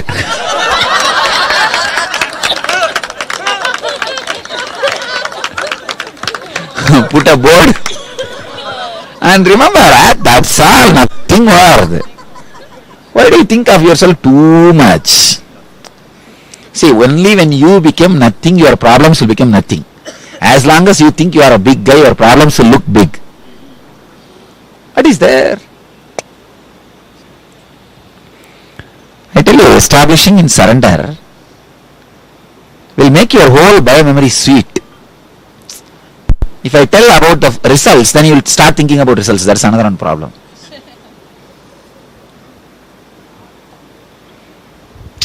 Teaching spirituality is the most difficult job. Sometimes you need to inspire them with fear, greed. Sometimes you need to tell the truth as it is.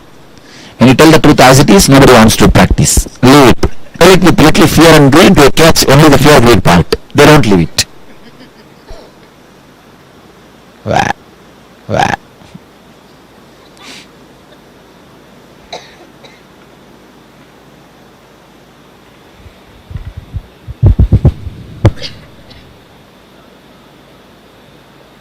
So today this is the message. Wah. Any sadhana, any meditation, any practice, wah.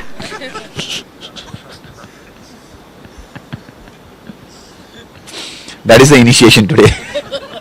Vaya mantra. Really, I am telling you. See, when you walk, suddenly enlightenment should happen to you and you should not bother about it and continue your walking. That's the life. And Guru should tell, oh God, you became enlightened. Oh, that's okay. What is there, Swamiji? Anything else? You should ask. No, that is the way life should be.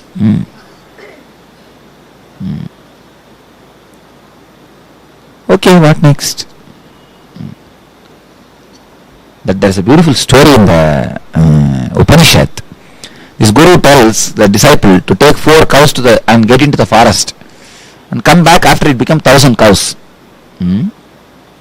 That guy, see, 4 cow to become 1,000 cows naturally takes at least 10 years. Satyagama Japala. Japala. Anyhow, Satyagama is nickname. It's not original name. The Guru gives that name as Satyagama because this fellow tells the truth. See, his mother was prostitute. Temple prostitute. Sorry, court prostitute. So he doesn't know the father's name. So Guru asks, what's your father's name? He says, I don't know. My mother told me that she is a court prostitute and somebody made her pregnant. She doesn't know. So this is what my mother told me to tell you. When the master listens to, oh, honest and truthful, you are more than Brahmana. So he gives the name Satyagama to him. Japala is mother's name. So mother's name being used as a surname and the initial is a tradition from Vedic tradition. It's not new thing. It's a tradition.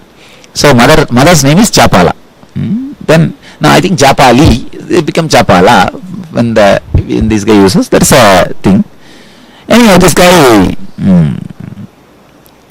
10 years sitting in the forest, not using human language, just being with the animals, and he practically forgot to think. The will withered away. Only one idea was there. When it becomes 1,000, I have to go back to the master, nothing else. Everything dropped.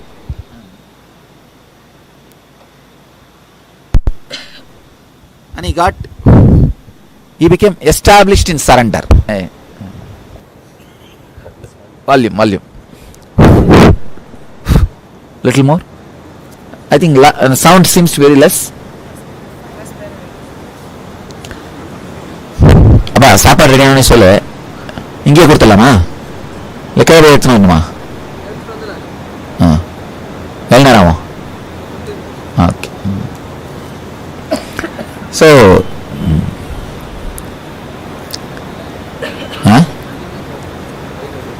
தூக்கிட்டு வந்துவா? Already எங்கே serve பண்ண போகிறேன்? They can go on. This guy, this Japala, he sits for 10 years and he forgot to even think. What about counting? So when the number crossed 100,000, he doesn't know. He is just happily sitting and taking care of them, and that's all. The cow comes and tells him, hey, we become 1,000, come on, let's go back to the master. We want to be with the master. This guy says, oh, that is it so? Okay, let's go back. When he comes to the master sees and he is so joyful. He says, wow, 1,001 cows are coming. He counts him also as cow. He becomes so silent. Then he comes and falls at the feet of the master. Master says, you became enlightened. Then Japala says, okay master, what next? They said the Panchabhutas initiated in the forest. See, the Panchabhutas initiating means when he completely surrender, they all become gurus, that's all. It's not that they appear and, oh my son, I give you the mantra, you meditate and all that, not that. No sadhana.